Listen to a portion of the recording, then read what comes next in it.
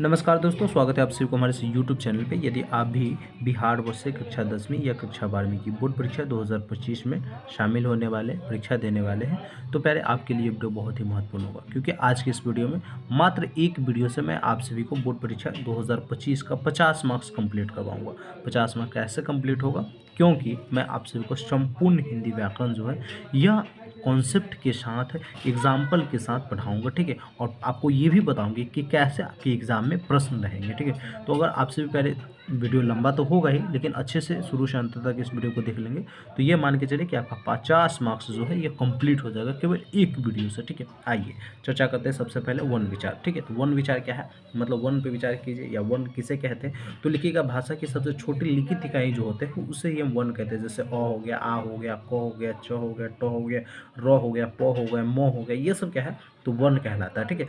और विशेष परिभाषा बताना है तो आप ये सारे परिभाषा बता सकते हैं वन विचार में क्यों है। व्याकरण का वह विभाग जिसमें वर्णों के शुद्ध उच्चारण, शुद्ध लेखन और शुद्ध प्रयोग किया जाता है, इसे ही हम वर्ण विचार कहते हैं। वर्ण को हम अक्षर भी कहते हैं, वर्ण को हम अक्षर भी कहते हैं। वर्णमाला, अब देखिए वर्णमाला समझिए, तो अगर वर्णों के क्रमबद्ध समुदाय को वर्णमाला कहते हैं। मतलब वर्णों के जो क्रमबद्ध समुदाय होता है, जैसे क हो गया, ख हो गया, ग हो गया, इसी को हम क्या कहते हैं? जहाँ तक ये जाता है इसी को हम वर्णमाला कहते हैं। और मूलतः आधुनिक हिंदी में कितने वर्ण हैं? तो टोटल 52 वर्ण है, ठीक है? जैसे हिंदी में लेटर, जैसे समझते हैं ना, इंग्लिश में जो है ना लेटर कितने हैं? तो 26 है। और इसी प्रकार से हिंदी में कितने लेटर हैं? तो 52 लेटर है, क से लेकर यहाँ तक आप सभी को पता ही है। इस प्रकार से आगे बढ़िए, कारण वर्णों के दो भेद होते हैं। वर्णों के कितने भेद होते हैं? प्यारे, दो भेद होते हैं। एक होता है सवर्ण वर्ण और दूसरा होता है व्यंजन वर्ण, ठीक है? याद रखिएगा, वर्ण के कुल कितने भेद? दो भेद, ठीक है? स्वर्ण वर्ण और व्यंजन वर्ण। आगे बढ़ते हैं और इससे पहले जानते हैं कि स्वर्ण वर्ण किसे कहते हैं। तो स्वर्ण वर्ण उस वर्ण को कहा जाता है, उसे कहा जाता है जिसका उच्चारण बिना किसी दूसरे वर्ण की सहायता से हो। जैसे मतलब स्वर्ण वर्ण पूछे कि किसे कहेंगे, तो आप बताएंगे कि वैसा वर्ण जिसको हम उच्चारण करते हैं, बोलते हैं, तो बिना दूसरे के सहारा, बिना किसी दूसरे वर्ण के सहारा के बिना हम उसे बोल पाते हैं, उसे ही हम स्वर्ण वर्ण कहते हैं। जैसे अ, आ, ई, उ, री, ए, ओ, औ, ये सब क्या हो गया? तो स्वर्ण वर्ण हो गया। स्वर्ण वर्णों की संख्या कितनी? अगर आप सभी के एग्जाम में देखिए, एग्जाम में प्रश्न ये रहेंगे कि स्वर्ण वर्णों की संख्या कितनी है? 11, 12, 14, 15, इस प्रकार से दे देगा, ठीक है? तो आप क्या लगाओगे? 11 स्वर्ण वर्णों की संख्या। क्या लगाओगे? 11 स्वर्ण वर्णों की संख्या है, ठीक है? और उसी में से पूछ देगा, जैसे अ है, अ कौन सा वर्ण है? स्वर्ण वर्ण है या व्यंजन वर्ण? तो आप क्या बताओगे? स्वर्ण वर्ण है। इस प्रकार से आपके एग्जाम में क्वेश्चन रहेगा। सबसे ज्यादा आपके एग्जाम में जो क्वेश्चन रहता है प्यारे, यहाँ से रहता है, ठीक है? उच्चारण के सहायक अंग, मतलब आप किसी भी वर्ण को बोल रहे हैं तो ये कहाँ से आप बोल रहे हैं, अपने शरीर की किस जगह से आवाज़ निकाल रहे हैं। और इससे है ना आपके एग्जाम में बहुत अधिक क्वेश्चन पूछता है, बहुत अधिक पूछेगा। जैसे कहेगा अ का उच्चारण स्थान क्या है? तो बताओगे कंठ। आ का उच्चारण स्थान क्या है? तो कंठ है, ठीक है? और क ख ग, जितने भी होते हैं, क से लेकर क वर्ग, मतलब जिसे कहते हैं क से लेकर अंग तक का जितने होते हैं, इसका जो मेन उच्चारण स्थान होता है ये क्या होता है? तो कंठ होता है। इसका उच्चारण स्थान क्या होता है? कंठ होता है। और इसके अलावा अ का, आ का और ह का जो उच्चारण स्थान होता है ये भी कंठ ही होता है, ठीक है? उसके बाद तालु, तालु, तालु आप समझते हैं ना? तो तालु से हम लोग क्या बोलते हैं? तो चौवर्ग, चौवर्ग में जितने भी होते हैं, चौ से लेकर यहाँ तक जो आते हैं, इसको हम किससे बोलते हैं? तो मतलब तालु से बोलते हैं। और इसके अलावा भी जैसे बड़ी ई, ये सभी हम किससे बोलते हैं? तो तालु से बोलते हैं, ठीक है? तो यहाँ से सबसे अधिक क्वेश्चन आएगा। जैसे पूछेगा कि री, ट, ठ, ड, ढ, न, र, श का उच्चारण स्थान क्या है? तो बताओगे मृदा। क्या बताओगे? मृदा, ठीक है? और दांत का, दांत से हम क्या क्या चीज बोलते हैं? तो जैसे त, थ, द, ध, न, ल, स, ये सब हम किससे बोलते हैं प्यारे? तो दंत से बोलते हैं, याद रखोगे। होस्ट, होस्ट मतलब होंठ जो होता है, या होंठ से हम क्या बोलते हैं? उ, प, फ, ब, भ, म, पवर्ग के पूरे, पवर्ग के पूरे, और दो एक्स्ट्रा में उ और उ, ठीक है? ये क्या है? तुम किससे बोलते हैं? होस्ट से बोलते हैं, ठीक है? कंठ और तालु दोनों, मतलब दोनों के सहायता से हम क्या बोलते हैं? तो ए, ये किससे बोलते हैं? तो कंठ हम तालु से बोलते हैं। और कंठ हम होस्ट के सहायता से क्या बोलते हैं? तो ओ, ये किससे बोलते हैं? तो होस्ट होस्ट और कंठ के सहायता से बोलते हैं। और दंत और होस्ट से बोला जाता है एक व, ठीक है। अगर पूछ दे कि व का उच्चारण स्थान क्या है, तो वहाँ पर अगर ये 4 ऑप्शन दे दे कि कंठ तालु, कंठ होस्ट, दंत होस्ट या नासिक, तो आप क्या लगाओगे कि दंत होस्ट, मतलब दंत और होस्ट के सहारा से हम क्या बोलते हैं, तो वो बोलते हैं, ठीक है। हम नासिक मतलब नाक से कौन कौन से आवाज़ निकालते हैं, ठीक है। तो अंग या री जैसे या यहाँ पर होते हैं, यहाँ पर या बड़ी न या नो मो, ये सब किससे बोलते हैं, तो नासिक से, मतलब नाक से आवाज़ इसका निकालते हैं। तो यहाँ से आपकी एग्जाम में सबसे अधिक क्वेश्चन रहता है। यहाँ से मूलतः आप एक बात याद रखिए, पूछेगी कवर्ग का उच्चारण था, ठीक है। कवर्ग में पूरा 5 इसका वर्ण आ जाएगा, ठीक है। कवर्ग में क्या है, तो पूरा इसका 5 उच्चारण स्थान आ जाएगा। इसका हम किससे बोलते हैं, तो कंठ से बोलते हैं, ये याद रखोगे, ठीक है। और उसके बाद चवर्ग का उच्चारण स्थान तालु हो जाएगा, ठीक है। मृदा का हो जाएगा, मतलब टठ का जो भी होता है ये मृदा से बोलते हैं। और दंत का तथ दस तवर्ग जो होता है ये हम किससे बोलते हैं, तो दंत से बोलते हैं। होस्ट से पवर्ग बोलते हैं, कंठ और तालु से, मतलब ये आपको मेन रूप से याद रखना। उसके अलावा कंठ में हमारा अ आ हो ये आ जाता है, ठीक है। तो इस प्रकार से याद रखोगे। सबसे अधिक आपके एग्जाम में जो क्वेश्चन बनता है प्यारे, यहाँ से ही बनता है, ठीक है। कि उच्चारण स्थान, हम जब किसी भी वर्ण को बोलते हैं तो कहाँ से आवाज़ निकालते हैं, उच्चारण का सहायक अंग हमारे शरीर का कौन सा है, यह आपके एग्जाम में रहता है। तो इसको आपसे भी देख लीजिएगा और याद अच्छे से कर लीजिएगा, ठीक है।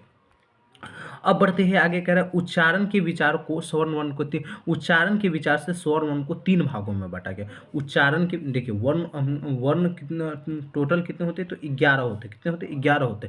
लेकिन उच्चारण के विभाग से, मतलब उच्चारण के विचार से हमने वर्ण को 3 भागों में बांट दिया। कितने भागों में बांट दिए, जो मतलब अ आई जो अ तक आता है इसको ही हमने क्या किया, तो 3 भागों में बांट दिया। तो एक हर्ष स्वर, दीर्घ स्वर और प्लुप्त स्वर, ठीक है। अगर पूछे आप सभी को कि उच्चारण के विचार से स्वर्ण वर्ण की कितने भेद है, तो क्या बताओगे, उच्चारण के विचार से स्वर्ण वर्ण के 3 भेद है, हर्ष स्वर, दीर्घ स्वर और प्लुप्त स्वर, ठीक है। हर्ष स्वर जिस स्वर में उच्चारण में एकमात्र समय लगे या जिसका उच्चारण हल्का हो उसे हर्ष स्वर कहते हैं। मतलब जिसको हम बोलते समय मतलब थोड़ा सा समय लगे, कुछ सेकंड का समय लगे, तो वैसे स्वर को क्या कहते हैं, तो हम हर्ष स्वर कहते हैं। ये मूल स्वर भी है, ये मूल स्वर भी है, ये मूल स्वर के अंतर्गत है। जैसे अ ई उ री, ये सब क्या होगा, तो बोलने में भी समय नहीं लग रहा, तो ये कौन सा स्वर के अंतर्गत आ जाएगा, हर्ष स्वर के अंतर्गत।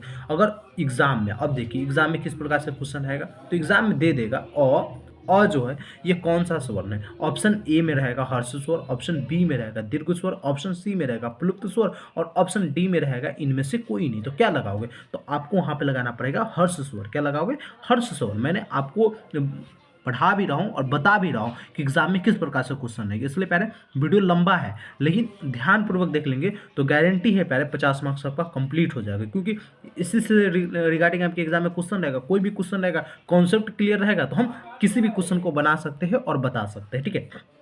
आइए बढ़ते हैं आगे, और यहाँ पर देखिए कह रहे हैं दीर्घ स्वर। दीर्घ स्वर किसे कहेंगे, तो लिखेंगे जिस स्वर वर्ण के उच्चारण में हर्ष से दोगुना समय लगे। मतलब हर्ष स्वर बोलते जैसे अ बोल रहे थे तो समय कम लग रहा था, ठीक है, और इससे दोगुना मतलब 2 गुना लग जाए तो हम उसे क्या कहेंगे, दीर्घ स्वर का। जैसे आ ई उ, जैसे अ बोल रहे तो मतलब समय उतना कम लग रहा है, और जैसे ही आ बोल रहे तो 2 गुना समय लग गया ना, तो ये क्या हो गया, तो ऐसे स्वर को हम कौन सा स्वर कहेंगे, तो दीर्घ स्वर कहेंगे। और प्लुप्त स्वर किसे कहेंगे, जिससे जिस स्वर उच्चारण में 3 मात्राओं का या हर्ष स्वर की अपेक्षा 3 गुना समय लगे। मतलब प्लुप्त स्वर वैसे स्वर होते हैं जिसमें मतलब दोनों हर्ष स्वर और दीर्घ स्वर से भी 2 गुना, मतलब या कहिए ऐसा कहिए कि 3 गुना, मतलब हर्ष स्वर से 3 गुना अगर समय लग रहा है तो वैसे स्वर को हम कौन सा स्वर कहेंगे, प्लुप्त स्वर कहेंगे, ठीक है। प्लुप्त स्वर जैसे हम बोलते हैं हे राम ओम, तो ये क्या हो गया, तो इसमें ज़्यादा समय हे राम, तो इसमें हम मतलब ऐसे अगर जो भी वर्ड होंगे उसको हम कौन सा स्वर कहेंगे, तो प्लुप्त स्वर कहेंगे, ठीक है। आगे बढ़ी, कह रहे पुकारते समय जिस स्वर को लंबा किया जाता है वो उसके आगे हिंदी का 3 चिन्ह का अंक दिया जाता है। ऐसे अर्थ रहेगा 3 गुना समय, ठीक है। अगर उच्चारण करते समय हिंदी मतलब जो लंबा स्वर होता है उसका जब हम उच्चारण करते हैं ना तो उसमें है ना ये दिया रहेगा। इसका मतलब है कि यह 3 गुना समय इसमें लग रहा है बोलने में। जैसे हे राम, तो देखिए ये दिया है ना, 3 दिया है ना, जैसे ओम, तो ये 3 दिया है ना, तो यही यहाँ पे आपको बताने की कोशिश कर रहा है। अब संयुक्त स्वर, संयुक्त स्वर क्या होता है? तो कुछ कुछ स्वर वर्णों के 2 स्वर वर्णों को मिलने से उन्हें संयुक्त स्वर वर्ण कहा जाता है। जैसे कब कह रहा है कि कुछ स्वर वर्णों 2 स्वर वर्णों से मिलने पर जो स्वर बनता है उसे ही हम क्या कहते हैं? संयुक्त स्वर वर्ण कहते हैं। जैसे ए, ओ, औ, अं, अ, ये व्यंजन वर्ण। अब व्यंजन वर्ण समझिए, व्यंजन वर्ण करेगा कि वो वर्ण, जो वर्ण स्वर वर्णों की सहायता से बोला जाता है। अगर पूछे व्यंजन वर्ण किसे कहेंगे, तो लिखिएगा कि जो वर्ण स्वर वर्णों की सहायता से बोला जाता है, अर्थात जिस वर्ण का उच्चारण स्वर वर्ण के सहयोग से होता है, उसे व्यंजन वर्ण कहते हैं। जैसे क, ख, ग, च, छ, ट, त, प इत्यादि। अब जैसे जैसे क में क्या है, तो हम क बोल रहे हैं, अगर इसको तोड़ेंगे तो ये क्या होगा? क हलंत अ होगा, तब जाकर ये मिलकर क्या बना है? तो क बना है। ठीक है, मतलब हम इसमें क्या कर रहे हैं? अ मतलब स्वर वर्ण की सहायता ले रहे हैं, स्वर वर्ण की सहायता ले रहे हैं ना, तो ऐसे वर्ण को हम कौन सा वर्ण कहेंगे? तो व्यंजन वर्ण कहेंगे, याद रखोगे। ठीक है, व्यंजन वर्ण के कितने भेद होते हैं? देखिए अभी हम पढ़े स्वर वर्ण के कितने भेद, तो स्वर वर्ण के 3 भेद, और व्यंजन वर्ण के अगर भेद पूछे कितने होते हैं, वर्ण को सबसे पहले हमने 2 भागों में बांटा। वर्ण को कितने भागों में बांटा? 2 भागों में, एक स्वर वर्ण और एक व्यंजन वर्ण। ठीक है, और स्वर वर्ण के कितने भेद? तो 3 भेद। और व्यंजन वर्ण के पूछे भेद कितने होते हैं प्यारे, तो व्यंजन वर्ण के भी 3 भेद होते हैं। कितने भेद होते हैं? 3 प्रकार होते हैं। मतलब स्वर के भी 3 बेटे और व्यंजन के भी 3 बेटे। और स्वर के बेटे का नाम है हर्ष स्वर, दीर्घ स्वर और प्लुप्त स्वर, और व्यंजन के बेटे का क्या नाम है? तो स्पर्श व्यंजन, अंत स्पष्ट व्यंजन और ऊष्म व्यंजन। ठीक है, आइए अब जानते हैं कि ये सारे व्यंजन कौन कौन से व्यंजन होते हैं। जैसे स्पर्श व्यंजन, तो यहाँ पे लिखेंगे कि जो व्यंजन वर्ण, तालु, मुद्रा, दांत एवं होष्ठ स्थानों से स्पर्श से बोला जाता है उसे स्पर्श व्यंजन कहा जाता है, और इसकी संख्या 25 होता है। अगर पूछे कि स्पर्श व्यंजनों की संख्या कितनी होती है, तो 25 होती है। जैसे क वर्ग, क, ख, ग, घ, अंग, च वर्ग, च, छ, ज, झ, या, उसके बाद ट वर्ग, ट, ठ, ड, ढ, न, त वर्ग, त, थ, द, ध, न, प वर्ग, प, फ, ब, भ, म। ये सब क्या है? तो ये एकदम स्पर्श व्यंजन है, क्योंकि हम इसको केवल एक चीज से बोलते हैं। जैसे क वर्ग बोलते हैं तो हम किससे बोलते हैं? पूरा कंठ से बोलते हैं। अभी जस्ट यही पढ़ा रहे थे आप सभी को। ठीक है, च वर्ग जो बोलते हैं, ये किससे बोलते हैं प्यारे? च वर्ग, देखिए अभी जस्ट मैं आपको बता रहा था, च वर्ग जो है हम किससे बोलते हैं? तालु से बोलते हैं। ट वर्ग जो है हम मुर्दा से बोलते हैं।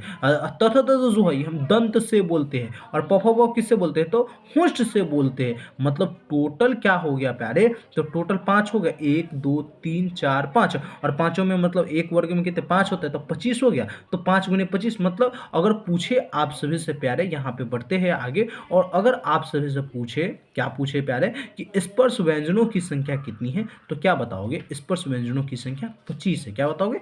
स्पर्श व्यंजनों की संख्या 25 है। अंत स्पष्ट व्यंजन, आइए अब अंत स्पष्ट व्यंजन क्या होता है इसके बारे में जानते हैं। लिखेंगे य, र, ल, व, इन 4 व्यंजन वर्णों के अंत अष्ट व्यंजन कहते हैं। इसमें य और व अर्ध स्वर भी कहलाते हैं। अब देखिए अंत स्पष्ट व्यंजन क्या होता है, तो अंत स्पष्ट व्यंजन के अंतर्गत अंतस्थ कहिए, अंतव्यस्त नहीं, अंतस्थ व्यंजन के अंतर्गत हम य, र, ल, व को रखते हैं। कितने को रखते हैं? 4 को। अगर पूछे कि अंतःस्थ व्यंजनों की संख्या कितनी, तो बताओगे 4 है। ठीक है, और पूछे कि हम मतलब इसमें से भी हम य और व को हम अर्ध स्वर के अंतर्गत कहलाते हैं। य और व जो है इसे हम अर्ध स्वर भी कहते हैं। ठीक है, और ऊष्म व्यंजन, आइए ऊष्म व्यंजन के अंतर्गत हम किसे रखते हैं? तो तलाबी श, और उसके बाद क्या कहते हैं? मूर्धन्य स, उसके बाद दंती स, ह। इन 4 व्यंजनों को हम उष्ण व्यंजन के अंतर्गत रखते हैं। ठीक है, उष्ण व्यंजन के। तो अगर आप सभी से पूछे सबसे पहले कि स्पर्श, देखिए एग्जाम में किस प्रकार से क्वेश्चन है वो मैं आप सभी को बता रहा हूँ, कॉन्सेप्ट भी क्लियर कर रहा हूँ, और एग्जाम में किस प्रकार से क्वेश्चन पूछेगा वो भी बता रहा हूँ। एग्जाम में पूछेगा कि स्पर्श व्यंजनों की संख्या कितनी, तो क्या बताओगे? 25। अंत स्पष्ट व्यंजनों की संख्या कितनी? 4। ठीक है, उसके बाद पूछे कि उष्ण व्यंजनों की संख्या कितनी, तो क्या बताओगे? 4, जिसमें मतलब तीनों स है और उसके बाद ह है। इन 4 व्यंजनों को उष्ण व्यंजन भी कहते हैं। उच्चारण के समय स्वर तांत्रियों की स्थिति और कंपन के आधार पर व्यंजन के दो भेद है। अब देखिए उच्चारण के समय मतलब जो हमारा तांत्रिक चीज़ लगता है शरीर जब हम बोलते हैं तो यहाँ पे वो लगता है और कंपन होता है, उसके आधार पर हम व्यंजन को कितने भागों में बांटा है? दो भागों में बांटा। कितने भागों में बांटा?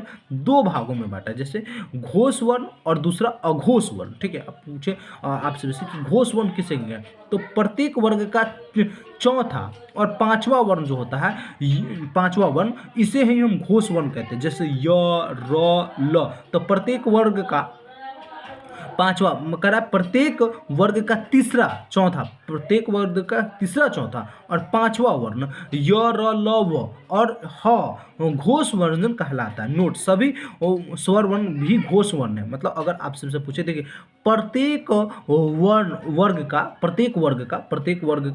वर्ग का क्या करा? तीसरा मतलब ग, ठीक है, ग, और चौथा मतलब घ, ठीक है, चौथा मतलब घ, मतलब ग घ, ये क्या कहलाएगा? तो घोष वर्ण कहलाएगा। और पांचवा में जैसे अंग हो गया, या जैसे यहाँ पे य, मतलब पांचवा वर्ण जो होता है, पांचवा वर्ण अंग, ठीक है, ये सब कौन सा वर्ण है? तो घोष वर्ण है। और इसके अलावा पांचवा वर्ण के अंतर्गत हम जैसे य र ल व और ह घ ये सब भी हम किसके अंतर्गत हैं? तो घोष वर्ण के अंतर्गत है। नोट, सभी वर्ण भी घोष वर्ण है। मतलब सभी वर्ण, जितने भी वर्ण है, 52 वर्ण है, ये सभी वर्ण क्या है? तो घोष वर्ण है। ठीक है, ये हम इसे घोष वर्ण कहते हैं। अघोष वर्ण किसे कहेंगे? प्रत्येक वर्ग का पहला, पहला और दूसरा तथा श श अघोष व्यंजन के अंतर्गत आता है। प्रत्येक वर्ग का पहला और दूसरा क्या है? तो ये किसके अंतर्गत आएगा? तो अघोष वर्ण के अंदर, जैसे क ख अघोष वर्ण के अंतर्गत भी आएगा। और इसके अलावा भी जैसे तलाबी श, मूर्धन्य ष, दंती ष, ये सब क्या है? तो अघोष वर्ण के अंतर्गत आएगा। तो इस प्रकार से पहले हम वर्ण के बारे में समझ के आपको भी समझ में आ गया होगा। आइए अब आगे बढ़ते हैं शब्द विचार। शब्द विचार क्या होता है इसको समझते हैं। ठीक है, ये हमारा नेक्स्ट टॉपिक हो जाएगा शब्द विचार। लिखेंगे कि व्याकरण के जिस भाग में शब्दों के भेद, अव्यवस्था और उत्पत्ति का वर्णन किया जाता है उसे शब्द विचार कहा जाता है। शब्द विचार किसे कहते हैं? व्याकरण के जिस भाग में शब्दों के भेद, अवस्था और व्युत्पत्ति का वर्णन किया जाता है उसे ही हम शब्द विचार कहते हैं। ठीक है, शब्द आगे देखेंगे, लिखेंगे शब्द वर्णों के मात्राओं के मेल से बनते हैं। शब्द जो है ये वर्णों के मात्राओं के मेल से बनते हैं। जैसे देखिए घ र, ये क्या वर्ण है? घ क्या है? तो वर्ण है। र भी क्या वर्ण है? और इसको हम जोड़ दिए तो एक शब्द बन गया। क्या बन गया? घर बन गया। तो ये क्या हो गया? जब भी वर्ण बनेगा तो यह वर्णों के मतलब मेल से क्या बनेगा? तो शब्द बनेगा। ठीक है, ये करें ध्वनि के मेल से बने सार्थक वर्ण समुदाय को शब्द कहा जाता है। मतलब ध्वनि के मेल से बने सार्थक वर्ण जो मतलब जिसका अर्थ निकलता है उसके ही हम क्या कहते हैं? शब्द कहते हैं। क्योंकि यहाँ पे देखिए शब्द विचार हम कैसे करेंगे? तो शब्द का विचार करेंगे व्याकरण के जिस भाग में शब्दों के भेद, अवस्था और व्युत्पत्ति का वर्णन किया जाए उसे ही हम शब्द विचार कहते हैं। जैसे यहाँ पे देखिए घ प्लस र क्या बन गया? घर बन गया। क प्लस म प्लस ल क्या बन गया? कमल बन गया। ब प्लस आ के मतलब आकार दिया गया है। और प्लस ल आकत, ये क्या? बालक, ये क्या हो गया? तो ये क्या हो गया? एक प्रकार का शब्द हो गया। अगर आपसे इससे आगे पूछे, शब्द आपको समझ में आ गया कि वर्णों के मेल से जो बनते हैं उसे ही हम क्या कहते हैं? शब्द बनते हैं। ठीक है, सार्थक मेल से जो भी मतलब वर्ड बनते हैं उसे वो मतलब समुदाय से, वर्णों के समुदाय से जो भी शब्द बनते हैं उसे ही हम शब्द कहते हैं। तो पूछ दे आपसे विषय कि शब्दों के कितने भेद होते हैं? शब्दों के कितने भेद होते हैं? ये आपके एग्जाम में क्वेश्चन ज़्यादातर रहता है। ठीक है, शब्द के कितने भेद होते हैं? तो याद रखोगे शब्द के 4 भेद होते हैं, 4 प्रकार होते हैं। शब्द के कुल कितने बेटे? 4 बेटे। ठीक है, पहला अर्थ की दृष्टि से, दूसरा व्युत्पत्ति की दृष्टि से, तीसरा व्युत्पत्ति यानी बनावट और रचना की दृष्टि से, और चौथा जो होता है यह प्रयोग की दृष्टि से। शब्द के कुल कितने भेद? तो 4 भेद। याद रखोगे शब्द के कुल कितने भेद? 4 भेद। अर्थ की दृष्टि से शब्दों को 2 भागों में बांटा गया।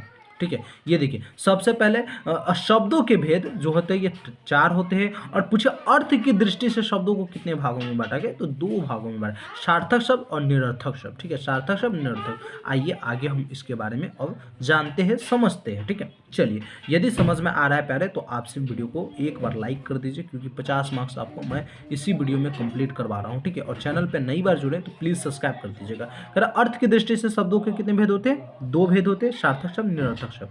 आइए आगे बढ़ते हैं और यहाँ पे देखिए कर रहा है निरर्थक शब्द। निरर्थक शब्द किसे कहेंगे? तो जिन शब्दों का अलग कोई अर्थ नहीं होता उसे निरर्थक शब्द कहते हैं। जैसे चप, लप, कट, हिट आदि, ये क्या हो गया? तो निरर्थक शब्द मतलब वैसा शब्द है जिसका कोई अर्थ ही नहीं निकल। जैसे घर, ये अगर हम घर वर्णों के दो मेल से बनाया तो ये क्या है? तो घर हम जानते हैं इसका अर्थ निकल रहा है, ठीक है। तो अगर ऐसे जो शब्द होते हैं उसे हम क्या कहेंगे? सार्थक शब्द कहेंगे। ये क्या घर क्या हो गया? सार्थक शब्द हो गया। लेकिन वैसे शब्द जिसका हम अगर हम वर्णों के मेल से तो बनाए, जैसे च प्लस प मिल के बनाए चप, लेकिन ये कोई अर्थ निकला नहीं निकला, तो ऐसे शब्द को हम कौन सा शब्द कहेंगे? तो निरर्थक शब्द कहेंगे। कौन सा शब्द कहेंगे? निरर्थक शब्द। कह रहा है उत्पत्ति, स्रोत, उद्गम की दृष्टि से शब्दों के भेद। उत्पत्ति और उद्गम की दृष्टि से शब्दों को कितने भागों में बांटा गया? तो 3 भागों में बांटा गया। तत्सम, तद्भव, देश, 4 भागों में। पूछे कि उत्पत्ति या उद्गम की दृष्टि से शब्दों को कितने भागों में बांटा गया? तो 4 भागों में बांटा गया है। तत्सम, तद्भव, देशज, विदेशज। और आपके एग्जाम में सबसे अधिक क्वेश्चन जो है यहीं से बनता है। सबसे अधिक क्वेश्चन यह, जो कोई शब्द दे देगा, ठीक है, जैसे यहाँ पर रिक्त दे देगा और पूछेगा रिक्त जो शब्द है यह कौन सा शब्द है? तत्सम है, तद्भव है, देशज है या विदेशज है? तो आप क्या लगाओगे? तत्सम लगाओगे। आइए समझते कैसे हम तत्सम लगाएंगे, तद्भव लगाएंगे, देशज लगाएंगे। ये अगर आप समझ गए पहले तो यहाँ से है ना बहुत सारे ऑब्जेक्टिव आपका क्लियर हो जाएगा, ठीक है। यहाँ पे देखिए तत्सम का जो संस्कृत के शब्द ठीक उसी रूप में हिंदी में प्रयुक्त होते हैं उसे तत्सम कहते हैं। मतलब संस्कृत का शब्द है, ठीक है, संस्कृत का शब्द है और हिंदी में ठीक उसी प्रकार से प्रयोग हो रहा है, उपयोग हो रहा है, तो वैसे शब्द को हम कौन सा शब्द कहेंगे?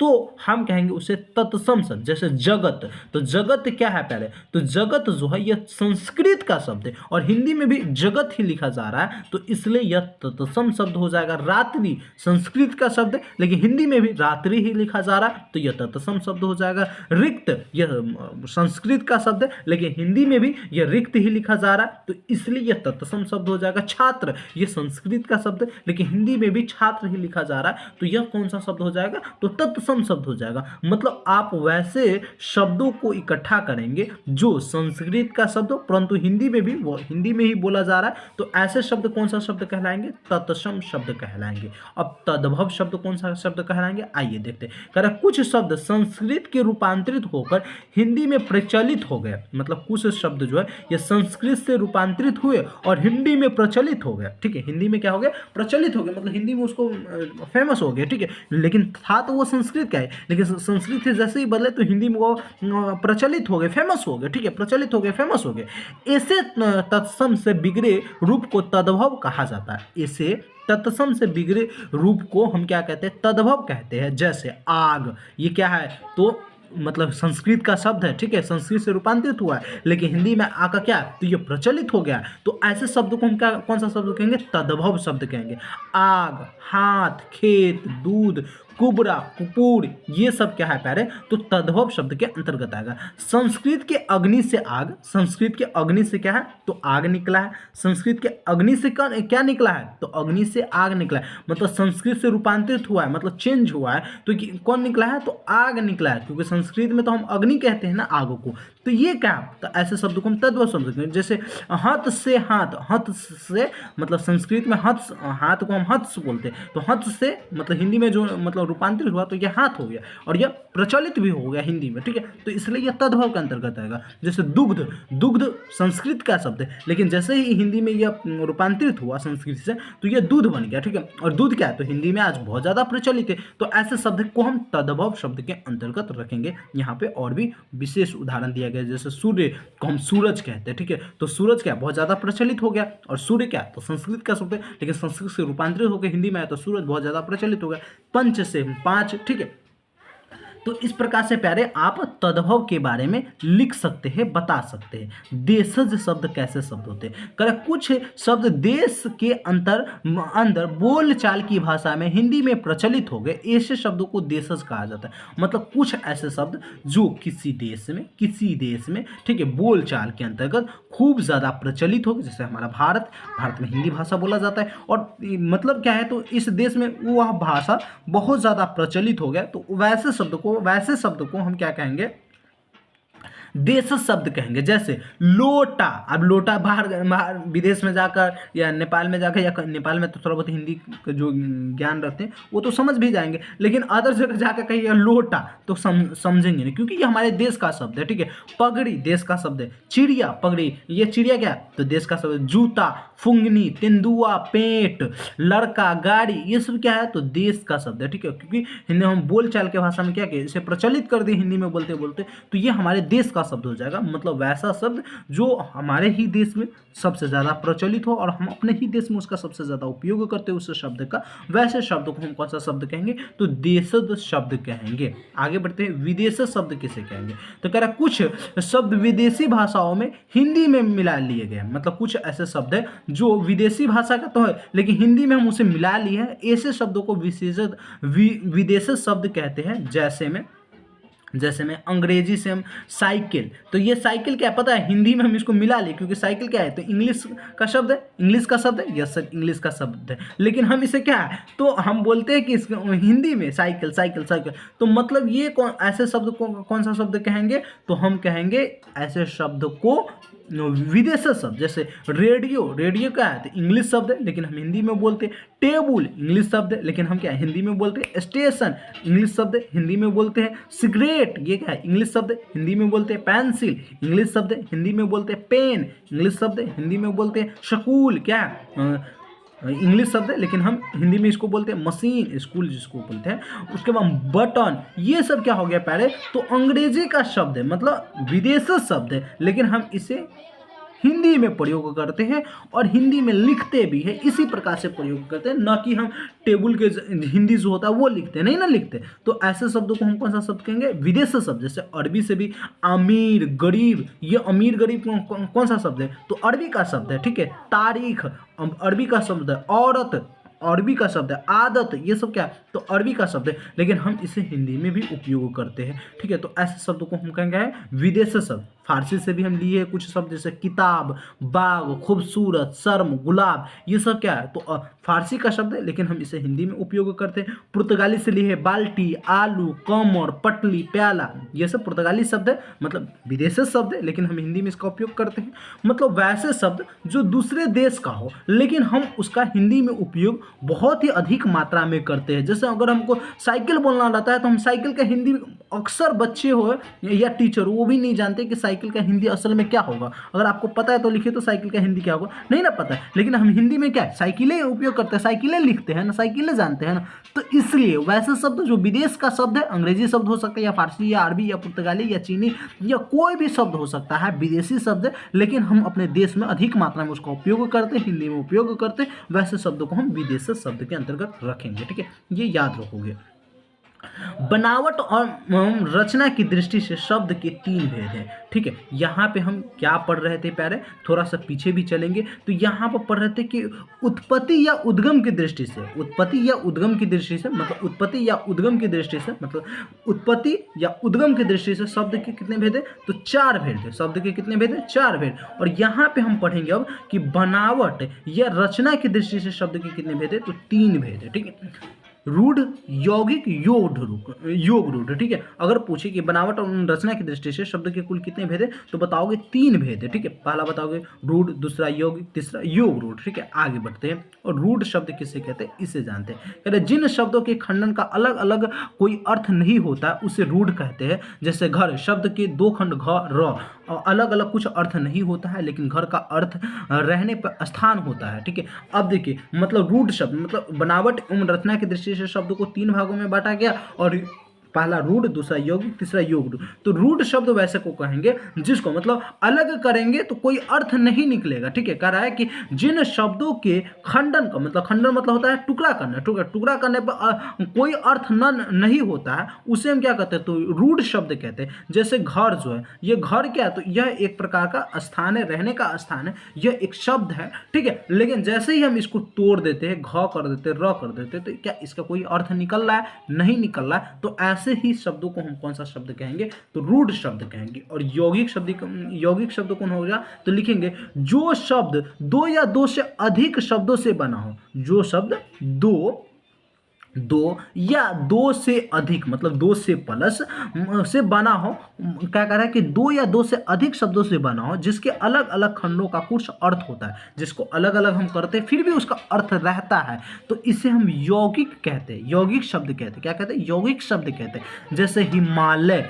हिमालय, तो हिम, हिम क्या, तो इसका भी एक अर्थ निकल गया, और आलय क्या हो गया, तो इसका भी एक अर्थ निकल गया। मतलब क्या है कि यौगिक शब्द वैसे शब्द को कहेंगे जो दो या दो से अधिक शब्दों के मेल से बनता है, और जब ये टूटता है तो दोनों का अर्थ भी बचा ही रह जाता है। ठीक है, ऐसा नहीं कि दोनों का अर्थ खराब हो जाता है। जैसे रूड में क्या है, तो मतलब अगर शब्द से बना लेकिन टूटा तो क्या है, तो ये मतलब इसका कोई अर्थ नहीं निकला। लेकिन यौगिक शब्द में क्या होता है कि यौगिक शब्द पहले ही बता दिए कि दो या दो से अधिक शब्दों से बनता है, तो इसलिए क्या है, जैसे हिमालय होगा तो हिम प्लस आलय मिलकर क्या बनता है, हिमालय, और ये टूटा तो हिम भी एक अर्थ निकल कर टूटा, आलय भी एक अर्थ लेकर टूटा। ठीक है, हिम का अर्थ होता है बर्फ, जैसे यहाँ पे देखिए हिम का अर्थ क्या होता है, बर्फ होता है, और आलय का अर्थ होता है घर। क्या होता है, आलय का अर्थ क्या होता है, घर होता है। इसी तरह पाठशाला, ठीक है, पाठशाला, देवदूत, विद्यालय आदि शब्द क्या है, तो यौगिक शब्द है। कौन सा शब्द है, यौगिक शब्द। अगर आप सभी को अब समझ में आ गया होगा कि रूढ़ शब्द वैसे शब्द को कहेंगे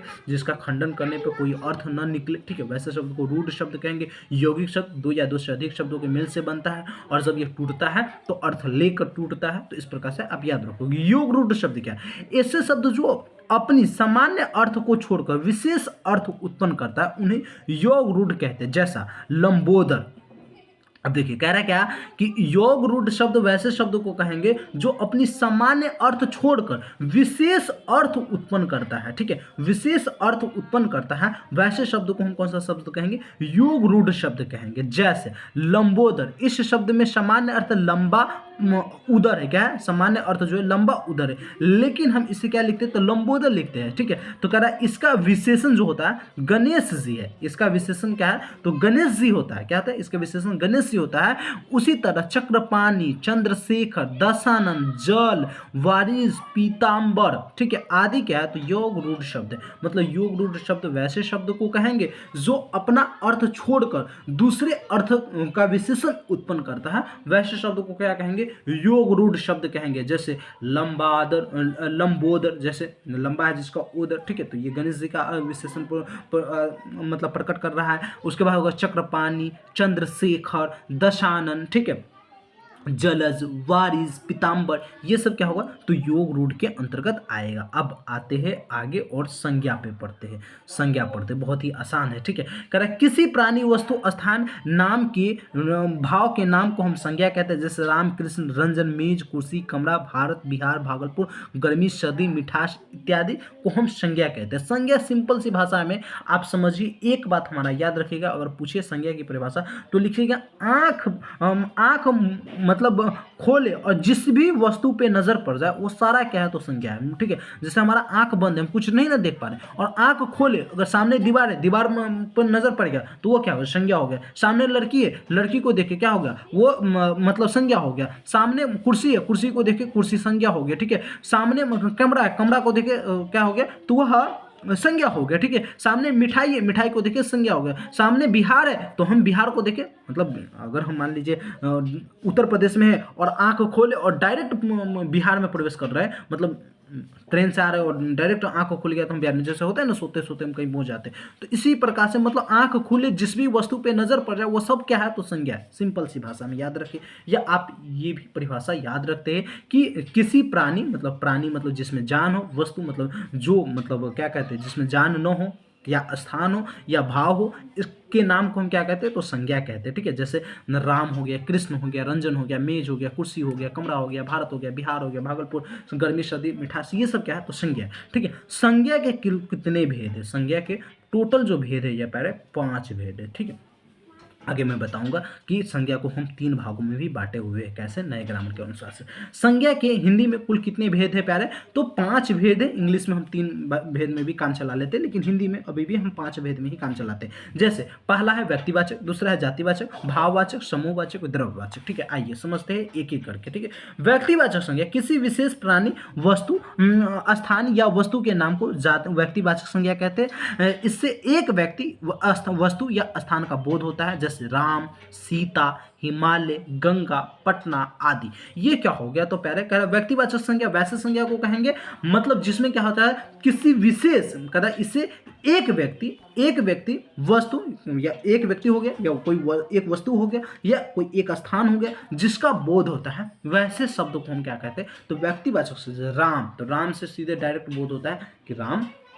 भगवान किसी एक व्यक्ति का हुआ, ठीक है, या किसी लड़का का भी नाम है तो उस लड़के के नाम से हो रहा है ना, तो मतलब क्या हो गया? तो ऐसे शब्द को हम व्यक्तिवाचक कहेंगे। सीता, हाँ सीता का बात हो रहा है। हिमालय एक है, ठीक है, उसका बात हो गया। गंगा पटना में एक है, ठीक है, गंगा नदी, पटना, ये सब क्या पटना में एक है। तो ऐसे शब्द मतलब वैसे शब्द जिसको हम बोलते हैं तो किसी एक स्थान का या एक व्यक्ति का नाम का बोध होता है वो या एक वस्तु के नाम का बोध होता है, वैसे शब्द को हम क्या कहते हैं? तो व्यक्तिवाचक संज्ञा कहते हैं। व्यक्तिवाचक संज्ञा कहते हैं। क्या कहते हैं? व्यक्तिवाचक संज्ञा। सिंपल सी परिभाषा भी यहाँ पर लिखा गया कि किसी विशेष प्राणी, स्थान या वस्तु के नाम से नाम को व्यक्तिवाचक संज्ञा कहते हैं। इसमें एक व्यक्ति, वस्तु या स्थान को का बोध होता है, जैसे राम, सीता, हिमालय, गंगा, पटना आदि। ठीक है, आगे बढ़िए प्यारे। और यहाँ पर देखिए प्रश्न आपसे से क्या पूछा है कि जातिवाचक संज्ञा।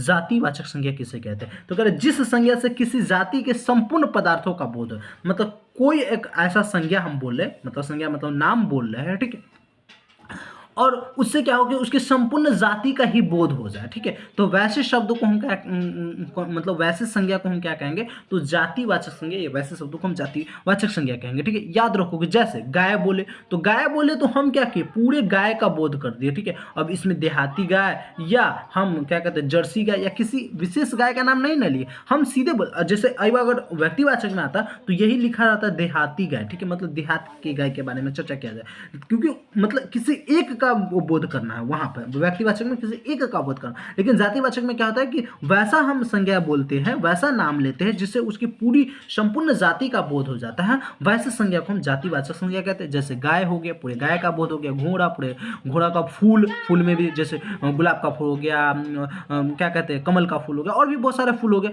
तो अगर हम जैसे कहते हैं गुलाब, तो गुलाब यहाँ पर अगर व्यक्तिवाचक में यही आ जाता, अगर आपसे पूछे कि गुलाब, गुलाब कौन सा संज्ञा है? गुलाब फूल, गुलाब का फूल कौन सा संज्ञा है? इस प्रकार से अगर आपके एग्जाम में रहे तो अब वहां पे आप क्या लगाओगे? वहां पे आपको जातिवाचक नहीं लगाना होगा, आपको व्यक्तिवाचक, क्योंकि केवल एक का बोध कर रहा है, केवल एक का बोध कर रहा है। ठीक है, तो याद रखोगे इस प्रकार से जातिवाचक संज्ञा के अंतर्गत। ठीक है, आपको समझ में आ गया होगा, उम्मीद करते हैं। आदमी, पूरे आदमी का बोध कर दिया। ठीक है, भाववाचक संज्ञा किससे कहेंगे? भाववाचक संज्ञा, तो कह रहा है जिस संज्ञा में किसी वस्तु या व्यक्ति के गुण, धर्म और स्वभाव का बोध हो उसे भाववाचक कहते हैं। जिस जैसे बुढ़ापा, चतुराई, मिठास, मित्रता, बचपन, सुंदरता। भाववाचक संज्ञा में आप सिंपल से समझ सकते हैं कि जिसे वैसी संज्ञा जिसे हम छू नहीं सकते, देख नहीं सकते, केवल महसूस कर सकते हैं। ठीक है, यानी मतलब स्वभाव का बोध होता है हमें, वैसे संज्ञा को हम कौन सा संज्ञा कहेंगे?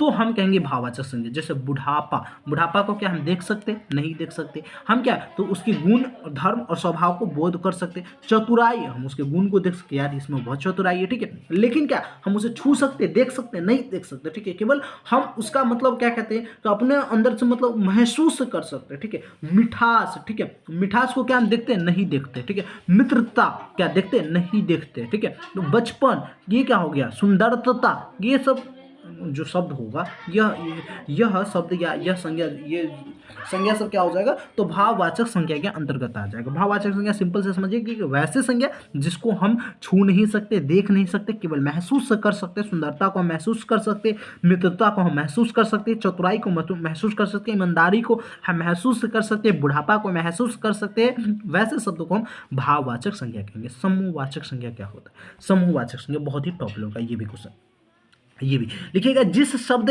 से समूह या झुंड का बोध हो, जिस शब्द से समूह या झुंड का बोध होता है उसे हम समूहवाचक संज्ञा कहते हैं। मतलब ऐसा शब्द बोलेंगे, ऐसा शब्द बोलेंगे जिससे पूरे समूह का बोध हो जाए। ठीक है, पूरे समूह या पूरे झुंड का, ठीक है, गुच्छा का क्या हो तो बोध हो जाए, वैसे को हम क्या कहेंगे? तो समूहवाचक। जैसे सेना मतलब आर्मी, आर्मी बोले तो सारे आर्मी का बोध हो गया। ठीक है, क्योंकि आर्मी क्या है तो एक प्रकार का मतलब समूह है, ठीक है।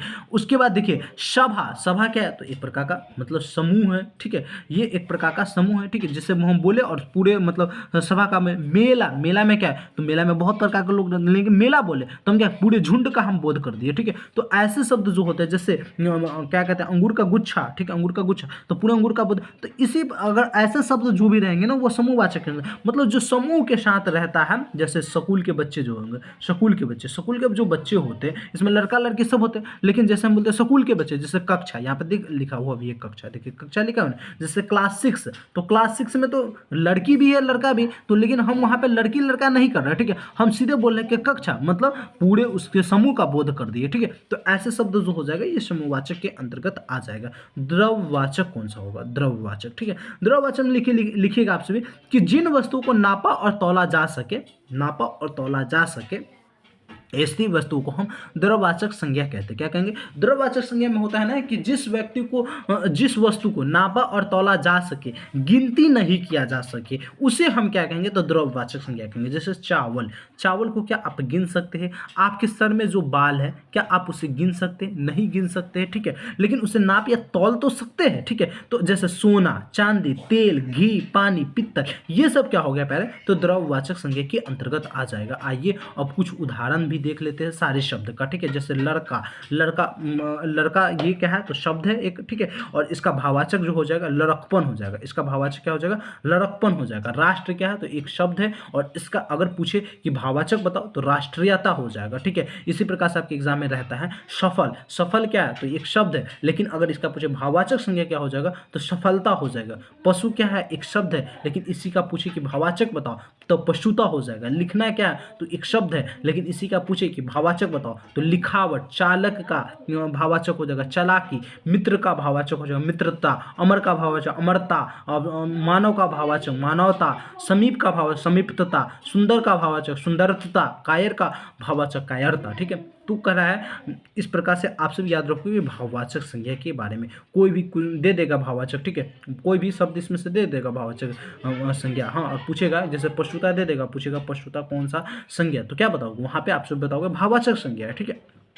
इस प्रकार से याद रखो। सर्वनाम किसे कहते हैं, संज्ञा के बारे में आपको उम्मीद करते हैं समझ में आ गया होगा कि संज्ञा किसी भी नाम को हम क्या कहते हैं तो संज्ञा कहते हैं। और उसके बाद संज्ञा के कुल कितने भेद है, 5 भेद है, ठीक है, जिसमें मैं आप सभी को बता दिया सारे भेदों के बारे में अच्छे से। उसके बाद सर्वनाम, ठीक है, संज्ञा के बाद आता है सर्वनाम, ठीक है। तो कह रहे संज्ञा के स्थान पे प्रयोग होने वाले शब्दों को हम क्या कहते हैं सर्वनाम कहते हैं। मतलब संज्ञा के ही स्थान पर, जैसे मान लीजिए राम, ठीक है, राम हो गया, ठीक है, राम के स्थान पर हम किसी शब्द का प्रयोग करते हैं उसे ही हम क्या कहते हैं तो सर्वनाम कहते हैं। जैसे मैं, वह, तुम, जैसे तुम। अब क्या है तो हम राम को राम न बोलकर हम तुम बोल रहे हैं, तुम मतलब तुम सुनो यहाँ जाओ, मतलब हम क्या कर रहे हैं राम को कह रहे हैं, लेकिन हम राम नहीं बोल रहे, हम उसको कह रहे तुम। जैसे लड़कियाँ जो है अपने मतलब लड़कियाँ जब शादी होकर जाती है, मतलब अपने ब्याह होकर अपने घर पे जाती है, मतलब ससुराल जाती है, तो अपने पति को है ना नाम लेकर नहीं बुलाता, आप कहती या अजी ओजी कहती है, या सुनिए जी इनका पापा तो सुनिए जी उनका पापा, इस प्रकार से बोलती है। तो वो क्या कर रहे हैं मतलब नाम के जगह पे सर्वनाम का प्रयोग कर रहे हैं ना, आपको समझ में आ गया होगा। तो संज्ञा के स्थान पर प्रयुक्त होने वाले शब्दों को हम सर्वनाम कहते हैं। जैसे मैं, वह, तुम, आप, वह, वे आदि क्या है तो यह क्या है तो यह सर्वनाम के अंतर्गत आ जाएगा। जैसे हम आप कह के बुलाते हैं, मतलब हम आप कह दिए, मतलब उसका हम नाम नहीं लिए, तो ये क्या हो गया, ये सर्वनाम के अंतर्गत आ जाएगा। मैं कह दिया, ठीक है, तो मतलब हमने अपना नाम नहीं लिया, लेकिन मैं कह दिया मतलब हमने नाम नाउन के जगह पर मतलब संज्ञा के जगह पे हमने सर्वनाम का प्रयोग किया, ठीक है। तो संज्ञा के जगह पे प्रयुक्त होने वाले शब्द को ही हम क्या कहते हैं तो सर्वनाम कहते हैं। सर्वनाम के 6 भेद होते हैं, ठीक है। संज्ञा के कुल कितने भेद प्यारे तो 5 भेद, और सर्वनाम के कुल कितने भेद तो 6 भेद। याद रखोगे, पहला पुरुषवाचक सर्वनाम, दूसरा निश्चयवाचक सर्वनाम, तीसरा अनिश्चयवाचक सर्वनाम, चौथा संबंधवाचक सर्वनाम, पांचवा प्रश्नवाचक सर्वनाम और छठा निजवाचक सर्वनाम। आइए एक एक करके सबके बारे में जानते हैं। कह रहा है पुरुषवाचक सर्वनाम, जो सर्वनाम पुरुषवाचक या स्त्रीवाचक संज्ञाओं के नाम के बदले में आता है उसे पुरुषवाचक कहा जाता है। जैसे जैसे हम, तुम, वह आदि। जैसे हम देखिए कह रहा है कि वैसा सर्वनाम जिसको पुरुषवाचक या स्त्रीवाचक शब्दों के नाम पर, ठीक है, स्त्रीवाचक शब्दों के नाम पे हम उसका प्रयोग करते हैं, वैसे शब्द को मतलब वैसे शब्द को या वैसे संज्ञा को हम क्या कहते हैं प्यारे, तो पुरुषवाचक। जैसे मैं, ठीक है, मैं, ये क्या हो गया, ये पुरुष भी हो सकता है या स्त्री भी हो सकता है, तो इसके जगह पे हमने क्या किया, मैं का प्रयोग कर लिया, ठीक है। यह जो संज्ञा है मैं, मतलब स्त्री और पुरुष के जगह पे हमने क्या, मैं का प्रयोग किया, हम, ठीक है, स्त्री और पुरुष की जगह पे तुम, स्त्री और पुरुष की जगह पे वह, स्त्री और पुरुष की जगह पे, तो ऐसे मतलब जो भी संज्ञा होते हैं मतलब पुरुष और स्त्री के संज्ञाओं के नाम के बदले में जो प्रयोग किया जाता है शब्द, उसे ही हम क्या कहते हैं, तो पुरुषवाचक सर्वनाम कहते हैं। जैसे मैं, वह, तुम आदि। पुरुषवाचक सर्वनाम के 3 भेद होते हैं। पुरुषवाचक सर्वनाम के कितने भेद होते हैं पहले, 3 भेद होते हैं। आइए एक एक करके देखते हैं। पहला भेद होता है प्रथम पुरुष, ठीक है। प्रथम पुरुष में उत्तम पुरुष, प्रथम पुरुष को हम उत्तम पुरुष भी कहते हैं, ठीक है। प्रथम पुरुष को उत्तम पुरुष भी कहा जाता है। जिस सर्वनाम का प्रयोग कहने या बोलने वाले अपने के लिए करते हैं उसे हम क्या कहते हैं, तो प्रथम पुरुष कहते हैं। जैसे मैं, हम, ठीक है, मतलब प्रथम पुरुष। आप पूछे कि मैं जो है यह कौन सा सर्वनाम है, मैं कौन सा सर्वनाम है, तो आप बताओगे क्या, यह प्रथम पुरुष है, लेकिन किसके अंतर्गत आता है, प्रथम पुरुष के अंतर्गत, तो आप बताओगे पुरुषवाचक सर्वनाम के अंतर्गत आता है, मध्यम पुरुष। अब समझिए मध्यम पुरुष, तो कह रहा है सुनने वाले के लिए जिस सर्वनाम का प्रयोग हो, मतलब जो सामने वाला सुन रहा है जिसके लिए हम क्या करते हैं, जिस भी सर्वनाम का प्रयोग करते हैं उसे हम क्या कहते हैं, तो मध्यम पुरुष कहते हैं। जैसे तुम, तू, आप, तुम्हें, ठीक है, मैं हम क्या कर रहे हैं, मतलब सामने वाले को सुना रहे हैं, तो ऐसे शब्द को मतलब ऐसे संज्ञा को हम कौन सा संज्ञा कहेंगे, तो मध्यम पुरुष कहेंगे। मतलब ऐसे सर्वनाम को हम मध्यम सर्वनाम कहेंगे, मध्यम पुरुष सर्वनाम कहेंगे, ठीक है। अन्य पुरुष, अन्य पुरुष क्या होगा, तो जिस सर्वनाम का प्रयोग ऐसे संज्ञा के लिए, जिस सर्वनाम का प्रयोग ऐसे संज्ञा के लिए जिसके विषय की बात की जा रही हो किंतु वो वहाँ उपस्थित न हो, मतलब हम क्या कर रहे हैं, अन्य पुरुष के, अन्य पुरुष मतलब पुरुषवाचक सर्वनाम के अंतर्गत में अन्य पुरुष मतलब पुरुषवाचक सर्वनाम के 3 भेद है, ठीक है। प्रथम भेद के अंतर्गत हम प्रथम पुरुष के अंतर्गत हमने समझ गया कि मैं और अपने के लिए, मतलब अपने के लिए प्रयोग करते हैं, तो वैसे सर्वनाम को हम क्या कहते हैं, प्रथम पुरुष सर्वनाम कहते हैं। मध्यम पुरुष में मतलब हम जो सामने वाले जो सुन रहा होता है उसके लिए जो शब्द का प्रयोग करते हैं उसे हम मध्यम पुरुष कहते हैं। और अन्य पुरुष मतलब जो मौजूद ना हो लेकिन उसका बात किया जाता है, जैसे उसकी, उसकी बहन पढ़ने में अच्छी है, मतलब हम क्या कर रहे हैं, मतलब हम वो सामने में खड़ा नहीं हमारा दोस्त, ठीक है, लेकिन हम कह रहे हैं कि हमारे दोस्त का जो बहन है वो पढ़ने में अच्छी है। इस प्रकार से हम क्या कर रहे हैं, मतलब सामने में नहीं है लेकिन हम उसका बात तो कर रहे हैं, तो किंतु वह वहाँ उपस्थित न हो, ऐसे सर्वनाम को हम अन्य पुरुष सर्वनाम कहते हैं, ठीक है। जैसे वे, वह, वे, उसकी, उनकी, उसका आदि, ये सब क्या हो जाएगा, तो अन्य पुरुष के अंतर्गत आ जाएगा। आइए अब निजवाचक पुरुष नाम सर्वनाम किसे कहते हैं, निश्चयवाचक सर्वनाम किसे कहते हैं, जिससे निश्चित व्यक्ति, वस्तु या भाव का बोध हो उसे निश्चयवाचक सर्वनाम कहते हैं। निश्चय मतलब आप समझ रहे कि निश्चित, ठीक है, मतलब जिससे निश्चित रूप से किसी व्यक्ति या वस्तु का, किसी व्यक्ति, वस्तु या भाव का बोध होता है उसी हम क्या कहते हैं, तो निश्चयवाचक सर्वनाम कहते हैं। जैसे यह, वह, ये, वे, आप आदि, ये क्या हो गया, यह, तो मतलब किसी निश्चित क्या कहा जा रहा है कि यह, मतलब यह कलम, ठीक है, यह कलम, मतलब हम क्या कर रहे हैं, किसी निश्चित कलम का बात कर रहे हैं, ठीक है। या वह लड़का, मतलब किसी विशेष लड़का का बात कर रहे हैं, ठीक है, तो ये कौन सा हो जाएगा, तो निश्चयवाचक सर्वनाम के अंतर्गत आ जाएगा। अनिश्चयवाचक सर्वनाम किसे कहेंगे, जिससे किसी निश्चित व्यक्ति, वस्तु या भाव का बोध न हो, मतलब जिससे किसी निश्चित व्यक्ति या वस्तु का भाव का बोध नहीं होता उसे हम अनिश्चयवाचक सर्वनाम कहते हैं। जैसे कोई आया होगा और क्लास को, मतलब क्लास में ये कॉपी थे इसको चोरी करके ले गया, ठीक है, कोई चोरी करके ले गया, तो हम क्या कर रहे हैं, मतलब हमको तो ये के बारे में पता ही नहीं है ना कि कौन किया, ठीक है, तो ऐसे सर्वनाम को हम क्या कहते हैं, तो निश्चयवाचक सर्वनाम। जैसे कोई, कुछ, किसी ने, किसी को, ठीक है, किसी ने मतलब किसी ने मेरा पेन चुरा ली, तो पेन चुरा ले तो किसने चुराया, तो हम नहीं ना जानते। जैसे कहेंगे यह लड़का ने मेरा पेन चुराया, यह लड़की ने मेरा पेन चुराया, तो हम क्या करें, निश्चयवाचक, मतलब एकदम निश्चित में इसी ने चुराया, ठीक है, लेकिन हम यहाँ पे कोई ने या किसी ने चुरा लिया, तो ये क्या हो गया, तो अनिश्चयवाचक सर्वनाम के अंतर्गत आएगा, ठीक है। चलिए आगे बढ़ते हैं और यहाँ पे देखिए प्रश्न कह रहा है संबंधवाचक सर्वनाम।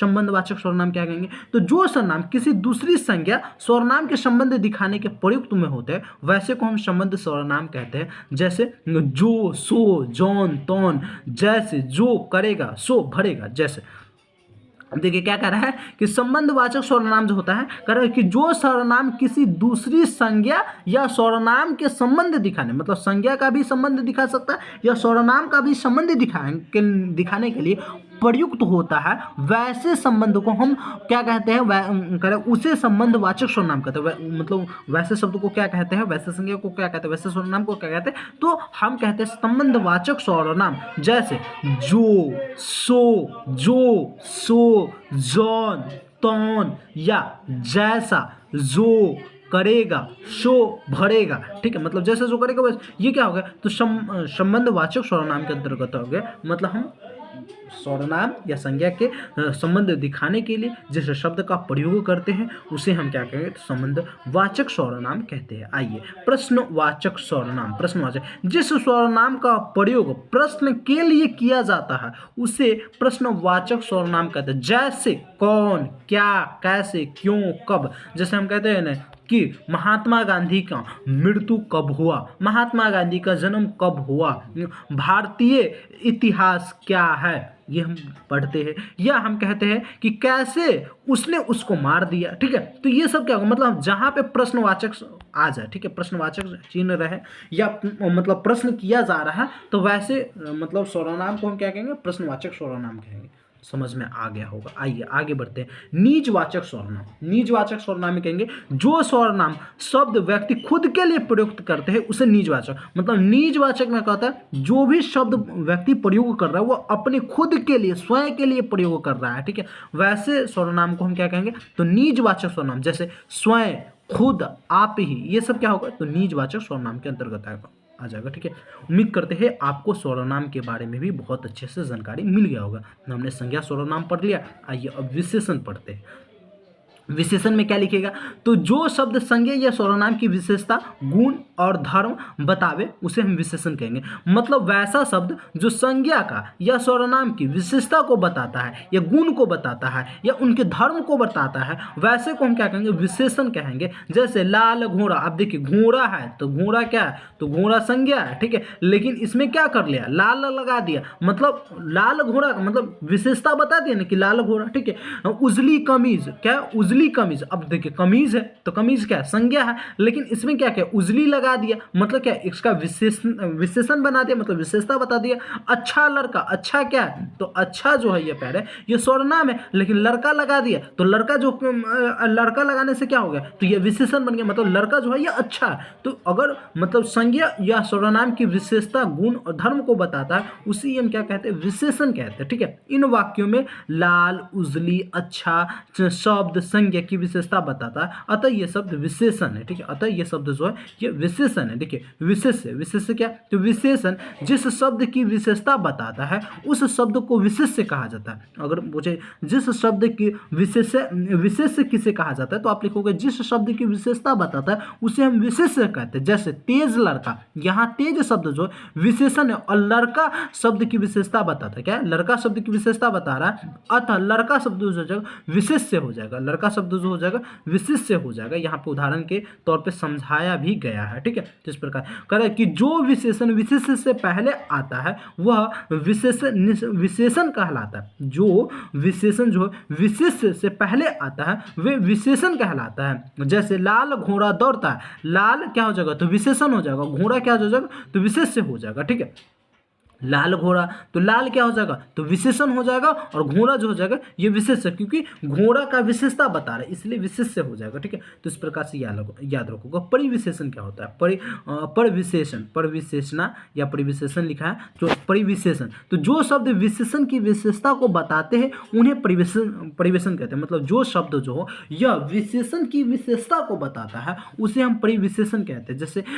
जैसे विनय बहुत तेज लड़का, यहाँ तेज शब्द जो है ये विशेषण है और बहुत तेज ये क्या तेज की भी विशेषता है, ठीक है। तो ऐसे शब्द को क्या कहेंगे, अतः बहुत शब्द यहाँ परिविशेषण कहलाएगा। तो यहाँ पर देखिए, अब देखिए कह रहे हैं विशेषण परिविशेषण में भी क्या होता है, तो परिविशेषण में मतलब कोई एक ऐसा शब्द है, ठीक है, जिसका विशेषता, जैसे यहाँ पर एक उदाहरण दे, विनय बहुत तेज लड़का है, ठीक है। तो विनय क्या है, तो एक लड़का है, ठीक है, लेकिन बहुत क्या यहाँ पे तेज जो हो जाएगा ये विशेषता हो जाएगा, क्योंकि विनय की विशेषता बता रहा है कि विनय क्या है, तो तेज है, ठीक है, लेकिन यहाँ पे एक लड़का भी दे दिया है, ठीक है, करा कि विनय जो है बहुत भी दे दिया, सॉरी बहुत भी दे दिया, तो बहुत क्या है, तो इसका मतलब तेज का भी विशेषता बता रहा है, ठीक है, तेज का भी विशेषता बता रहा है, इसलिए क्या हो जाएगा, बहुत शब्द जो हो जाएगा ये परिविशेषण हो जाएगा, ठीक है। तो इस प्रकार से विशेषण के बारे में आप समझ गए होंगे अच्छे से, ठीक है। विशेषण में मतलब संज्ञा और सर्वनाम की विशेषता को बताने वाले शब्द को हम क्या कहते हैं, तो विशेषण कहते हैं, ठीक है। और विशेष से किसे कहेंगे, तो किसी शब्द के पहले जो चीज लगा रहता है उसे हम विशेष से कहेंगे, और जिसकी विशेषता बताता है उसे हम विशेष से कहते हैं। जैसे लड़का शब्द जो हो जाएगा, ये लड़का का विशेषता कौन बता रहा है, विशेष से लड़का जो हो जाएगा विशेष से हो जाएगा, और लड़का मतलब लड़का जो है ये अच्छा लड़का है, तो अच्छा क्या हो जाएगा, विशेषण हो जाएगा। और परिविशेषण में भी होता है, मतलब किसी भी चीज का विशेषता बता रहा है और उसको और ज्यादा विशेषता बताने की कोशिश कर रहे हैं। जैसे यहाँ पे देखा कि विनय बहुत तेज लड़का है, तो विनय तो तेज लड़का भी, विनय तेज लड़का ये भी लिख सकता था, लेकिन बहुत लिख दिया, मतलब इसका परिविशेषण बता रहा है, ठीक है। तो इस प्रकार से पहले आप इसको लिख सकते हैं। आगे बढ़ते हैं, विशेषण के कितने भेद होते हैं, विशेषण के पहले 4 भेद होते हैं, ठीक है। हमने पढ़ा संज्ञा के कुल कितने भेद, 5 भेद, सर्वनाम के कुल कितने भेद, 6 भेद, और विशेषण के कुल कितने भेद, 4 भेद। क्या बताओगे, 4 भेद, याद रखोगे, ठीक है। मैं बताते चल रहा हूँ, समझाते भी चल रहा हूँ। विशेषण के कुल कितने भेद, 4 भेद, गुणवाचक विशेषण, परिमाणवाचक विशेषण, संख्यावाचक विशेषण, सर्वनामिक विशेषण, ये याद रखोगे। अब आइए समझते कि गुणवाचक विशेषण क्या हुआ।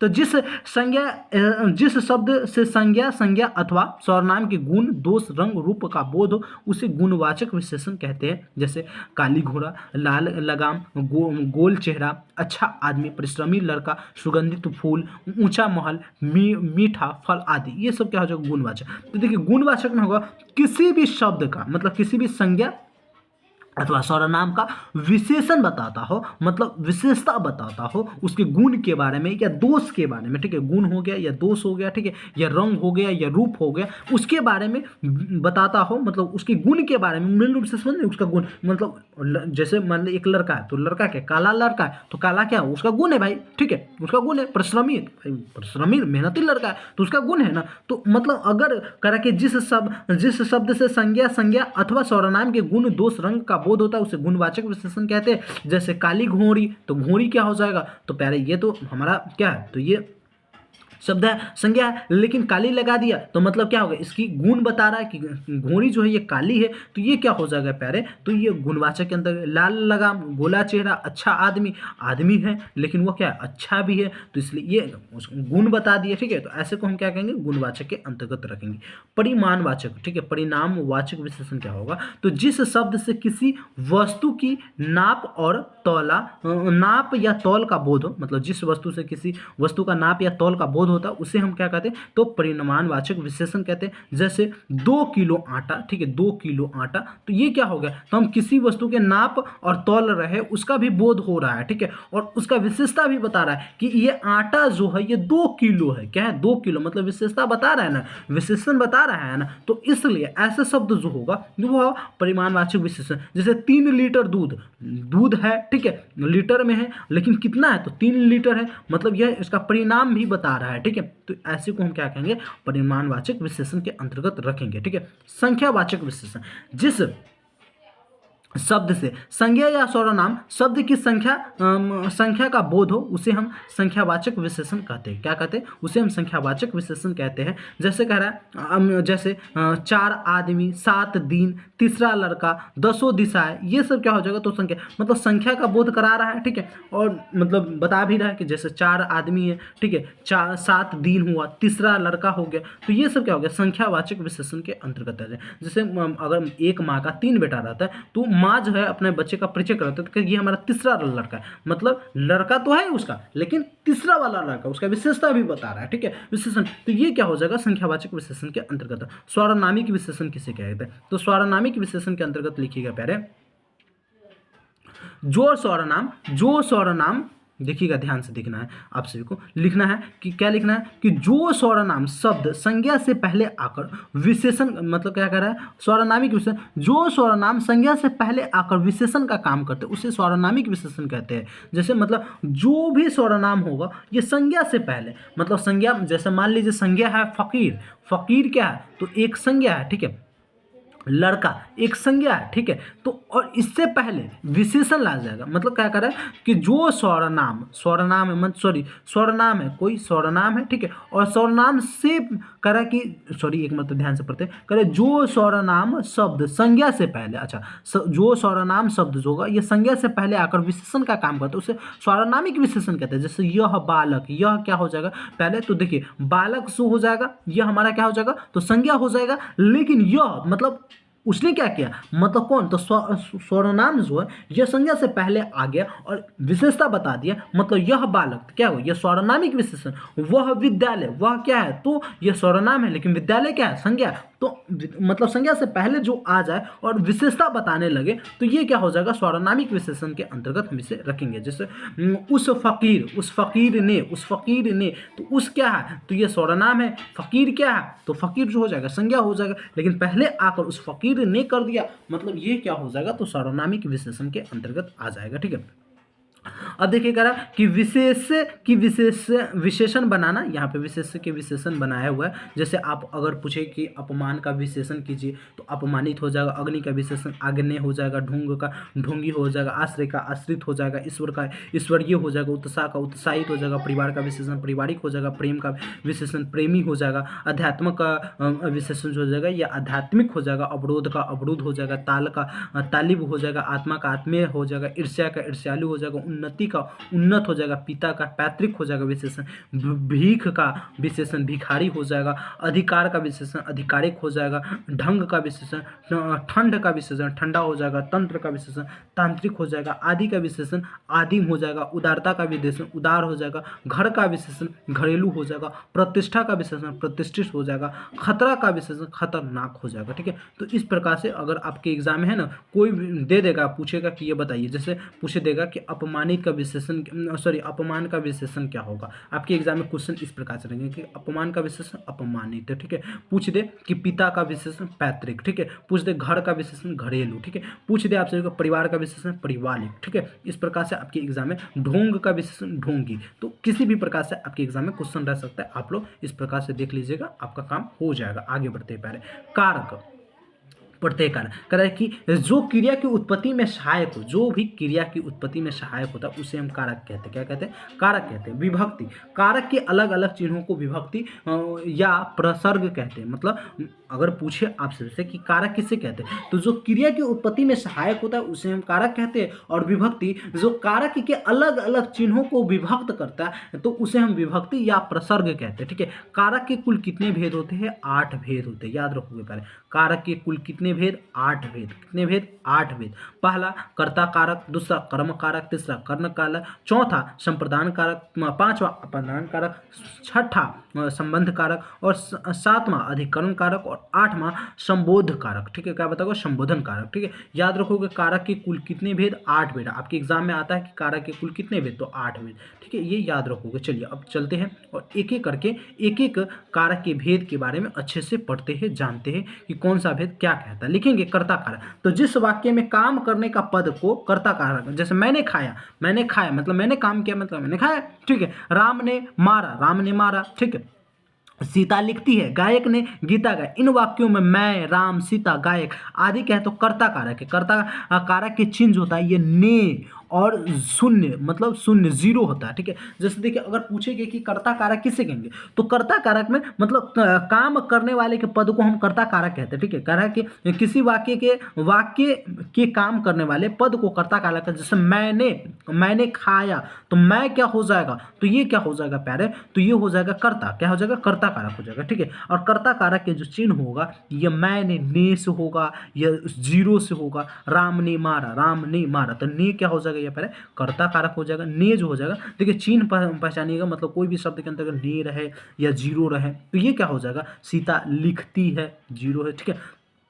तो ऐसे शब्द जो होता है ये कर्ता कारक के अंतर्गत आता है। कर्म कारक क्या होगा? तो जिस पर काम का फल पड़ा, मतलब जिस पर काम का फल पड़ता है उसे कर्म कारक कहते हैं। जैसे राम ने रावण को मारा, राम ने क्या है? रावण को मारा, मतलब क्या है प्यारे? तो यहाँ पे एकदम कर्म का फल मिल रहा है, मतलब कर्म का फल मिला है ना, तो यहाँ पर लिखा है कि जिस काम का फल मिलता है उसे हम कर्म कारक कहते हैं। जैसे राम ने रावण को मारा, ये तो सच्चाई है। तो इस वाक्य में मारने का फल रावण रावण पड़ता है, रावण पर पड़ता है, मारने का फल जो है ये रावण पर पड़ता है, अतः रावण जो हो जाएगा ये कर्म कारक हो जाएगा, ये रावण जो हो जाएगा ये कर्म कारक के अंतर्गत आएगा। कर्म कारक के चिन्ह जो होता है ये को होता है और शून्य होता है, को और शून्य, ठीक है। तो ये याद रखोगे, जहां पे को रहे ना दिख जाएगा, जैसे कर्ता ने कारक को, ठीक है, कर्ता ने कारक को, ये मतलब आगे मैं आपको ट्रिक भी बताऊंगा इसको याद करने का। कर्ता ने कारक को, तो ने जहां पर है वो कर्ता कारक, कर्म कारक मतलब कर्ता ने कारक को, मतलब को इसका चिन्ह होगा, ठीक है। उसके बाद कर्ण कारक, तो कह रहे हैं कि जिस साधन औजार उपाय या हथियार से काम करता हो उसे कर्ण कारक कहते हैं। जैसे राम कलम से लिखता है, इस वाक्य में कलम क्या है तो कर्म कारक है, मतलब कलम से लिख रहा है तो ये क्या हो जाएगा, हथियार का काम कर रहा है ना, तो कर्म मतलब यहाँ पर से जो हो जाएगा, से या द्वारा जो होता है इसका कर्ता कारक का चिन्ह जो होता है ये से द्वारा होता है, ठीक है। तो कर्ता ने कर्म को, कर्ता ने कर्म को से द्वारा, कर्ता ने कर्म को से द्वारा मारा, ठीक है। तो ये क्या हो गया, तो ये कर्ण कारक का चिन्ह होता है। कर्ण कारक को पहचानने का चिन्ह है कि आप जब शब्द देखेंगे तो देखिए राम कलम से लिखता है, तो कर्म से मतलब से इसका क्या हो जाएगा, ठीक है, से क्या हो जाएगा, तो कर्ण कारक का उदाहरण मतलब पहचानने का ट्रिक होता है, ठीक है। उसके बाद द्वारा जो है यह क्या है तो पहचानने का ट्रिक होता है, तो ये याद रखोगे आपसे भी। संप्रदान कारक, संप्रदान कारक में लिखेंगे कि कर्ता जिसके लिए क्रिया का संपादन करता है, कर्ता जो है ये जिसके लिए क्रिया का मतलब कोई भी काम का संपादन करता है उसे संपादन कारक मतलब संप्रदान कारक कहा जाता है। जैसे राम ने धर्म की रक्षा के लिए रावण को मारा, राम जो है ये धर्म की रक्षा के लिए रावण को मारा। इस वाक्य में कर्ता क्या है तो धर्म की रक्षा, मतलब धर्म की रक्षा करना क्या है तो करता है मतलब कार्य है, ठीक है, के लिए काम करता है, मतलब धर्म की रक्षा के लिए कौन काम करता है तो राम। तो अतः धर्म की रक्षा संप्रदान कारक है, अतः धर्म की रक्षा जो है ये संप्रदान कारक है। और संप्रदान कारक का जो चिन्ह होता है ये को के लिए होता है, क्या होता है को के लिए संप्रदान कारक का चिन्ह होता है। ये याद चिन्ह याद रखोगे ना तो आप है ना एग्जाम में पहचान जाओगे कि कर्ता कारक कौन है, संप्रदान कारक कौन है, अपदान कारक कौन है, संबंध कारक कौन है, ये पहचान जाओगे। अपदान कारक तो संज्ञा या सर्वनाम का वह शब्द जिसमें किसी वस्तु की जुदाई, अलगाव या अलग होने का समझा जाए उसे अपदान कारक कहते हैं। जैसा गंगा हिमालय से निकलती है, गंगा क्या है हिमालय से, पेड़ से पत्ते गिरते हैं। इस वाक्य में क्या गंगा से अलग कौन हो रहा है तो गंगा से मतलब गंगा क्या है तो हिमालय से निकलती है, तो हिमालय अलग हो रहा है, हिमालय से अलग हो रहा है गंगा ना। तो ऐसे कारक जो होगा इससे इसका मतलब पहचानने का ट्रिक है तो आपादान कारक, ठीक है। गंगा से हिमालय निकलती है आपादान कारक।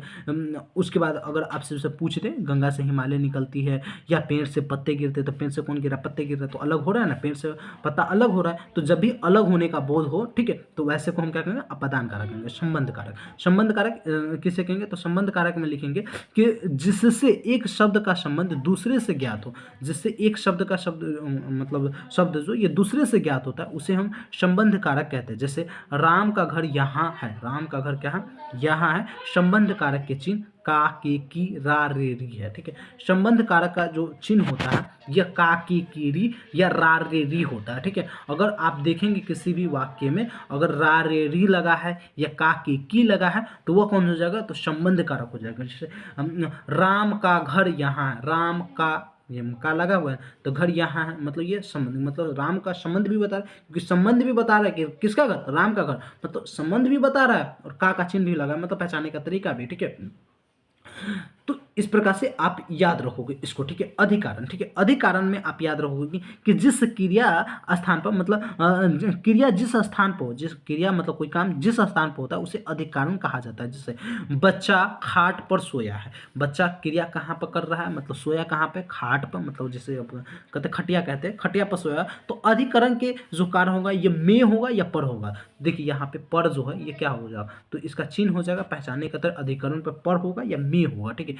बच्चा खाट पर सोया हुआ है तो पर क्या हो जाएगा तो यहाँ पे दिया है ना मतलब पहचानने का तरीका, ठीक है। तो इसका जो चिन्ह होता है ये पर होता है। संबोधन कारक, संबोधन कारक तब पुकारने चिल्लाने या संबोधन करने के को संबोधन कहा जाता है, मतलब जब हम पुकारते हैं या चिल्लाते हैं या संबोधित करते हैं उसे कहते हैं संबोधन कारक, ठीक है। जैसे हे राम राम को हमने याद किया, पुकारा, ठीक है।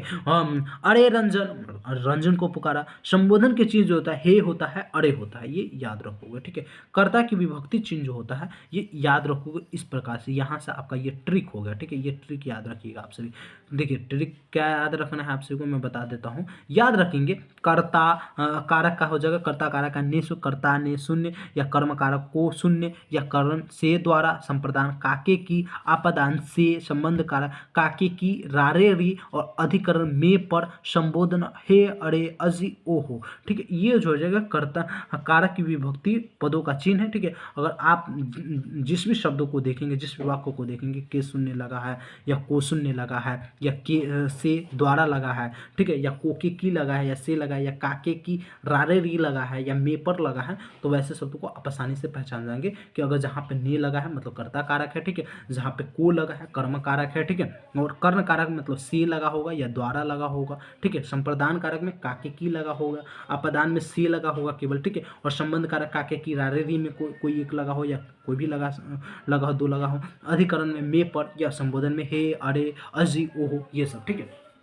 चलिए अब लिंग को समझते हैं। लिंग क्या है? तो लिंग में लिखेंगे संज्ञा सर्वनाम या क्रिया के जिस रूप से व्यक्ति वस्तु और भाव की जाति का बोध होता है उसे लिंग कहते हैं। मतलब लिंग किसे कहते हैं? तो मतलब संज्ञा सर्वनाम तथा क्रिया के जिस रूप से व्यक्ति वस्तु और भाव की जाति का बोध होता है उसे लिंग कहते हैं। मतलब कोई भी संज्ञा बोल रहे हैं, सर्वनाम बोल रहे हैं, या क्रिया कर रहे हैं, उसे क्या है, किसी व्यक्ति की भाव की जाति का बोध होता है, उसे ही हम क्या कहते हैं? तो लिंग कहते हैं। और लिंग जो है ये दो प्रकार के होते हैं मुख्य रूप से, ठीक है, पुल्लिंग और स्त्रीलिंग, ठीक है, पुल्लिंग और स्त्रीलिंग होता है। यहाँ पर देखिएगा, लिखिएगा पुल्लिंग, जिस शब्द से पुरुष जाति का बोध हो उसे पुल्लिंग कहते हैं। जिस शब्द से पुरुष जाति का बोध होता है उसे हम पुल्लिंग कहते हैं। जैसे राजा, छात्र, दास, मालिक, मामा, चाचा, ये सब क्या हो जाएगा? तो पुल्लिंग हो जाएगा। स्त्रीलिंग, जिस शब्द से स्त्रीलिंग जाति का बोध है उसे हम स्त्रीलिंग कहते हैं। जैसे रानी, छात्रा, मालकिन, दासी, मामी, चाची, ये सब क्या हो जाएगा? दादी, ये सब क्या हो जाएगा? तो स्त्रीलिंग हो जाएगा। पुल्लिंग शब्दों को हम कैसे पहचान सकते हैं? आइए पहचानने का ट्रिक जानते हैं। तो पुल्लिंग शब्दों को पहचाने, जिन शब्दों के अंत में स्वर वर्ण आता हो, मतलब अ जो है, और ये क्या है? तो स्वर वर्ण है, और यह आता हो, वे प्रायः पुल्लिंग होंगे। जैसे विवाह, विवाह, ह क्या है? तो ह में हलंत लगा हुआ है ना, अ लगा हुआ है ना, तो ऐसे शब्द जो हो जाएगा वो पुल्लिंग हो जाएगा। धर्म, धर्म, परिवार, स्वागत, स्वर्ग, नरक, गायन, भजन, सुख, दुख, वन, जंगल, ये सब क्या हो जाएगा? तो पुल्लिंग स्वर के अंतर्गत आएगा। मतलब वैसे स्वर मतलब जिसमें अ जो है, मतलब वैसे शब्द जिसमें अ स्वर लगा हो वह प्रायः पुल्लिंग ही होगा, ठीक है, प्रायः पुल्लिंग ही होगा। जिन शब्दों के अंत में आ लगा हो, आ स्वर लगा हो, वह पुल्लिंग होते हैं। जिन शब्दों में आ लगा हो वो भी क्या है? तो पुल्लिंग के अंतर्गत ही आता है, ठीक है, वो भी क्या है? तो पुल्लिंग के। जैसे मसाला, पराठा, कपड़ा, पहनावा, आ लगा है, सब में आ लगा है, तो ये सब, झगड़ा, ये सब क्या हो जाएगा? तो ये एकदम पुल्लिंग के अंतर्गत आएगा। अपवाद में जो होता है ये पहले माला, ये माला भी अपवाद में क्या है? तो पुल्लिंग के अंतर्गत आता है। माया पुल्लिंग के अंतर्गत, काया पुल्लिंग के अंतर्गत, ठीक है। उसके बाद क्षमा पुल्लिंग है, लज्जा पुल्लिंग के अंतर्गत, लता पुल्लिंग के अंतर्गत। पर्वतों के नाम पुल्लिंग होते हैं, जितने भी पर्वत होंगे उसका नाम हमेशा पुल्लिंग होगा, ठीक है, ये याद रखो। पर्वतों के नाम पुल्लिंग होते हैं। हिमालय, अंक्रमंटम, गौरी शंकर, हिमाचल, इंडीज, इटीसी, मतलब कोई भी पर्वत का नाम रहे तो आप एकदम आंख मूंद कर लगा लेंगे कि क्या होता है। पहचानने का ट्रिक बता रहा हूँ मैं, ठीक है, वो पुल्लिंग होगा। कौन सा क्या होगा? तो वह पुल्लिंग होगा, ठीक है। और देशों के नाम भी पुल्लिंग होगा, जैसे भारत, पाकिस्तान, चीन, नेपाल, बांग्लादेश, भूटान, अमेरिका, ब्रिटेन, ये सब क्या होगा? मतलब दो चीज़ याद रखिएगा पुल्लिंग पहचानने में। पुल्लिंग पहचानने में ये चार चीज़ आपको याद रखना है। पहला रखना है कि अगर स्वर्ण वर्ण अ हो लास्ट में तो वह भी पुल्लिंग होगा, ठीक है, या आ हो फिर भी वह पुल्लिंग होगा। और जितने भी पर्वत होंगे उसका नाम पुल्लिंग होगा, ठीक है, और जितने भी देश होंगे वह भी क्या होगा? उसका नाम क्या होगा? तो पुल्लिंग होगा। तो ये याद रखोगे, ठीक है। अपवाद में लंका है, ठीक है, अपवाद में जो लंका है यह क्या है प्यारे? तो यह स्त्रीलिंग है। लंका जो है यह स्त्रीलिंग है, और यहाँ पे भी अपवाद में जो है यह स्त्रीलिंग है, ठीक है। माया, माला, माया, काया, दया, क्षमा, लज्जा, ये सब स्त्रीलिंग है। ठीक है, यहाँ पर मैं सॉरी उस समय गलत बता दिया था। तो अपवाद में जो है मतलब ये सब स्त्रीलिंग के अंतर्गत आ जाता है। ठीक है, चलिए आगे बढ़ते। कह रहा है कि महीनों व दिन के नाम भी पुल्लिंग होते हैं। महीना का नाम हो या दिन का नाम भी क्या होता है, तो पुल्लिंग होते हैं। जैसे सोमवार पुल्लिंग है, शनिवार पुल्लिंग है, ठीक है, रविवार पुल्लिंग है, ठीक है, जनवरी, फरवरी, मार्च, अप्रैल, मई, जून, जुलाई, अगस्त, सितंबर, अक्टूबर, नवंबर, दिसंबर, ये सब क्या है, तो पुल्लिंग है। ये सब क्या है, तो पुल्लिंगों के पहचानने के तरीके। ठीक है, अनाजों के नाम, अनाज जितने भी होते हैं जैसे गेहूं, धान, मटर, चना, बाजरा, मूंग, मकई, अरहर, खेसारी, सरसों, ये सब क्या है, तो पुल्लिंग होते हैं। ठीक है, और वनस्पति के नाम जैसे आम, अनार, खजूर, पीपल, बरगद, तार, बांस, ये सभी क्या है, तो ये पुल्लिंग होते हैं। ठीक है, अपवाद में इमली, लीची, मूंगफली, ये स्त्रीलिंग होते हैं। ठीक है, अपवाद में ये इमली हो गया, लीची हो गया, मूंगफली हो गया, ये स्त्रीलिंग होते हैं। ठीक है, उसके बाद तरल पदार्थ के नाम भी पुल्लिंग होते हैं। तरल पदार्थ में जितने भी होते हैं यह क्या है, तो पुल्लिंग हो, जैसे दूध, दही, तेल, पानी, शरबत इत्यादि क्या है, मतलब तरल पदार्थ है। और ये तरल पदार्थ जितने भी होंगे वो सारे क्या होंगे, तो पुल्लिंग होंगे। लेकिन अपवाद में घी और दाल जो है ये स्त्रीलिंग होते हैं। ठीक है, धातु के नाम भी पुल्लिंग होते हैं, जैसे सोना, चांदी, तांबा, एल्युमिनियम, पित्तल, ये सब क्या है प्यारे, सोना हो गया, लोहा हो गया, तांबा हो गया, एल्युमिनियम, पित्तल, ये सब क्या होता है, धातु के नाम। जितने भी धातु हैं वो सब धातु, कॉपर हो गया, ये कोई भी धातु है वो सब पुल्लिंग होता है। लेकिन अपवाद में एक धातु है चांदी जो स्त्रीलिंग होता है। ठीक है, अपवाद भी मैं आप सभी को बताते चल रहा हूँ। स्त्रीलिंग के पहचानने के क्या तरीके होंगे, आइए पुल्लिंग के पहचानने के तरीके हमने जान गया। पुल्लिंग के पहचानने के तरीके में हमने क्या क्या आपको बताया, एक बार फिर से मैं आपको बता देता हूँ। जैसे आप लोग लगाइएगा, अगर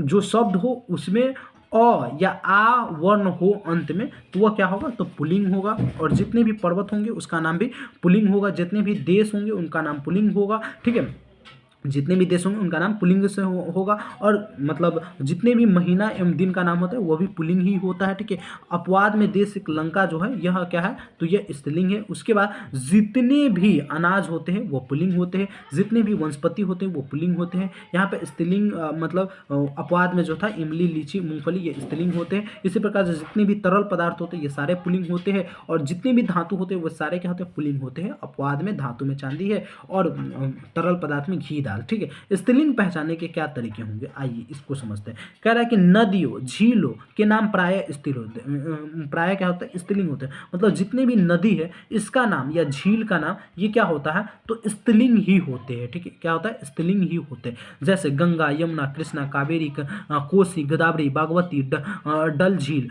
विक्टोरिया झील, उलर झील, चिल्का झील, ये सब क्या हो जाएगा पहले, तो स्त्रीलिंग होगा। लेकिन अपवाद में याद रखिएगा ब्रह्मपुत्र जो है, ये ब्रह्मपुत्र क्या है, तो ब्रह्मपुत्र पुल्लिंग है। सोन नदी जो है ये क्या है, तो पुल्लिंग है। सिंधु नदी क्या है, तो यह पुल्लिंग है। ठीक है, ये याद रखोगा, अपवाद के अंतर्गत आएगा। जिन शब्दों के अंतिम अक्षर मतलब अंतिम अक्षर त हो वे क्या हो जाएगा, तो स्त्रीलिंग हो जाएगा। अंतिम अक्षर पहचानने का तरीका देखिए, स्त्रीलिंग पहचानने का तरीका, जिस शब्द के अंत में त लगा हो वो समझ जाइएगा क्या है, तो ये स्त्रीलिंग है। जैसे जात, बात, रात, कसरत, रीत, जीत, अपवाद, भात, दांत, गीत, शरबत, ये सब क्या हो जाएगा पहले, मतलब त जिस भी शब्द के अंत में लगा हो वो एकदम आंख मूंद कर आप बताइएगा क्या है, तो यह एक स्त्रीलिंग शब्द है। ठीक है, आक्रांत तत्सम शब्द स्त्रीलिंग होते हैं। आक्रांत तत्सम शब्द भी जो होते हैं ये स्त्रीलिंग होते हैं। जैसे अभिलाषा, शोभा, सुंदरता, निराशा, परीक्षा, योग्यता, ये सब क्या है, तो स्त्रीलिंग है। इक्रांत तत्सम शब्द भी, आक्रांत तत्सम शब्द हो तब भी स्त्रीलिंग होते हैं। इक्रांत तत्सम शब्द हो फिर भी वो क्या है, स्त्रीलिंग होता है। जैसे जाति, शांति, शक्ति, अनुमति, मनी। ठीक है, इक्रांत तत्सम शब्द स्त्रीलिंग होते हैं। जैसे नदी, नारी, बोला, टोपी, उदासी, धोती, ये सब क्या है, तो स्त्रीलिंग के अंतर्गत आता है। अपवाद में घी, दही, पानी, मोती, पक्षी आदि पुल्लिंग है। अपवाद में क्या है, तो घी हो गया, दही हो गया, मोती हो गया, पक्षी हो गया, ये सब क्या है, तो पुल्लिंग है। ठीक है, आक्रांत तत्सम शब्द स्त्रीलिंग होते हैं। जैसे वायु, आयु, मृत्यु, वस्तु, रीति, ऋतु, ये सब क्या हो जाएगा, तो स्त्रीलिंग हो जाएगा। खाने पीने की चीज़ों के नाम स्त्रीलिंग होते हैं। खाने पीने के चीज़ों के नाम जितने भी होते हैं ये ज़्यादातर स्त्रीलिंग होते हैं। जैसे पूरी, कचौड़ी, दाल, सब्जी, खीर, चपाती इत्यादि। ठीक है, इसमें अपवाद में भात जो हो जाएगा ये पुल्लिंग हो जाएगा, पराठा पुल्लिंग हो जाएगा, हलवा पुल्लिंग हो जाएगा, रायता पुल्लिंग हो जाएगा, दही पुल्लिंग हो जाएगा। ठीक है,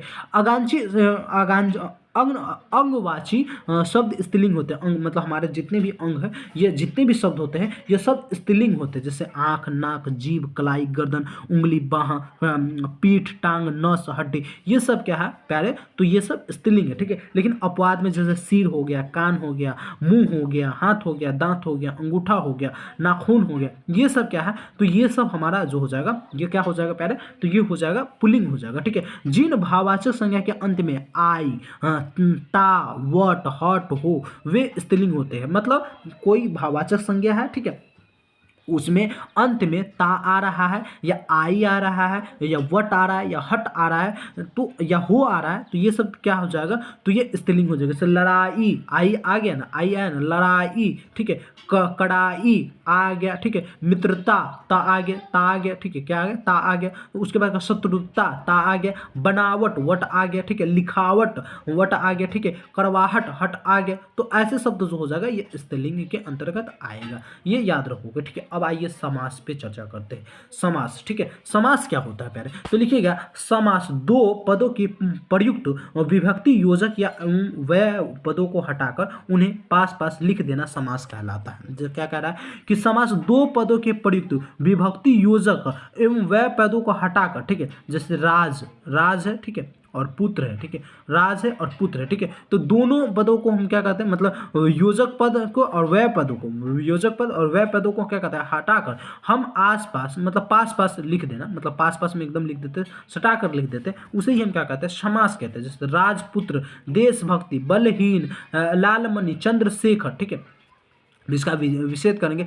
तो दो या दो से अधिक मिले पद को अलग करना समास विग्रह कहलाता है। अगर पूछे कि समास विग्रह किसे कहते हैं तो लिखिएगा दो या दो से अधिक पदों को अलग अलग करना समास विग्रह कहलाता है। जैसे राजपुत्र का हम करेंगे तो राजा का पुत्र, ठीक है, क्या हो जाएगा, राजा का पुत्र क्या हो जाएगा, राजपुत्र हो जाएगा। चंद्रमुखी मतलब चंद्रमा के समान, ठीक है, मुख मतलब गोल घर, ठीक है, गोल है जो घर मतलब मुख मतलब गोल है जो घर, ठीक है। उसके बाद समास के कुल कितने भेद होते हैं, तो समास के भेद याद रखोगे प्यारे, 6 भेद होते हैं। कितने भेद होते हैं, 6 भेद होते हैं। द्वंद्व समास, द्विगु समास, तत्पुरुष समास, कर्मधारय समास, अविभाव समास, बहुव्रीहि समास, ठीक है। ये याद रखोगे, पूछता है आपके एग्जाम में समास के कुल कितने भेद, तो 6 भेद है, ठीक है। पहला, अब आइए ट्रिक देखते हैं। द्वंद्वादी अब तक मतलब द्वंद्वादी जो समास होता है द्वंद्वादी समास, ठीक है, द्वंद्वादी समास तो लिखेंगे जिन समास के शब्द दोनों पद, जिन समास के शब्द जो ये दोनों पद प्रधान हो उसे द्वंद्व समास कहा जाता है। द्वंद्व समास जो दो पदों के बीच योजक चिन्ह का प्रयोग होता है, मतलब अगर द्वंद्व समास रहेगा ना उसके बीच योजक चिन्ह का प्रयोग होगी, इस चिन्ह का प्रयोग रहेगा। वैसा शब्द आप एकदम आंख मूंद कर लगा देंगे कि वह द्वंद्व समास, जैसे माता पिता, भाई बहन, नाना नानी, दिन रात, राधा कृष्ण, भात दाल, ये सब क्या हो जाएगा प्यारे, क्योंकि इसके भी योजक चिन्ह का प्रयोग हुआ है ना, तो ये सब क्या हो जाएगा प्यारे, तो ऐसे सब। और दोनों पद क्या है, दोनों पद जो होगा यह प्रधान पद ही, माता भी प्रधान, पिता भी प्रधान, तो ऐसे शब्दों को हम क्या कहते हैं, तो ऐसे शब्दों को हम द्वंद्व समास कहते हैं। क्या कहते हैं, द्वंद्व समास कहते हैं। द्विगु समास कैसे कहेंगे, जिस समासिक शब्द का प्रथम पद संख्या बोध, मतलब प्रथम पद क्या हो तो संख्या का बोध कराता हो, उसे हम क्या कहेंगे, तो द्विगु समास। जैसे त्रिभुज, तो त्रिभुज में 3, ठीक है, 3 भुज वाला कौन को हम त्रिभुज कहते हैं ना,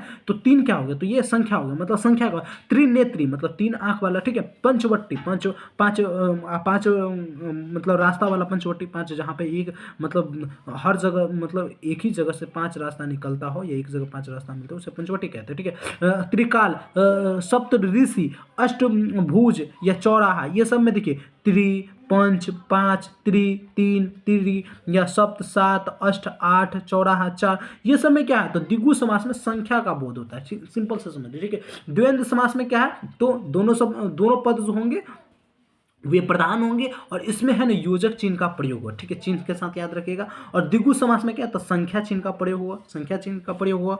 और तत्पुरुष में क्या है, तो तत्पुरुष में याद रखिएगा कि जिस शब्द का अंतिम खंड प्रधान हो, अंतिम खंड जो है यह प्रधान हो, मतलब हम जब तोड़ते हैं, मतलब अगर किसी शब्द को तोड़ेंगे तो अंतिम खंड जो है यह प्रधान होता है, उसे हम तत्पुरुष समासिक कहते हैं या उसे तत्पुरुष समास कहते हैं। जैसे राजमंत्री, तो मंत्री जो क्या हो जाएगा, ये मंत्री क्या है, तो प्रधान है। राज दरबार, दरबार क्या प्रधान प्रधान है, राजपुत्र, पुत्र क्या है तो प्रधान है। तो अगर हम उसको तोड़ते हैं तो अंतिम पद जो ये प्रधान निकलता है, वैसे शब्द को हम क्या कहेंगे तो तत्पुरुष समास कहेंगे, ठीक है। कर्मधारय समास क्या कहेंगे तो कर्मधारय, जिस समास के प्रथम पद दूसरे पद की विशेषता बताता, जिस समास की प्रथम पद जो है, यह प्रथम पद जो ये दूसरे पद की विशेषता बताता, उसे कर्मधारय समास कहते हैं। दूसरे पद की तुलना है जो के समान विग्रह के समय होता है, जैसे नील गाय, ठीक है, नील गाय, तो ये नील क्या है, नील प्रथम पद क्या है तो गाय के बारे में विशेषता बता रहा है, मतलब वही कह रहा था कि प्रथम पद जो होगा ये दूसरे पद की विशेषता बताएगा, ठीक है। नील क्या कह रहा तो दूसरे पद का, मतलब गाय ये क्या है तो ये दूसरा पद हो जाएगा ना, दो अलग अलग मिला है,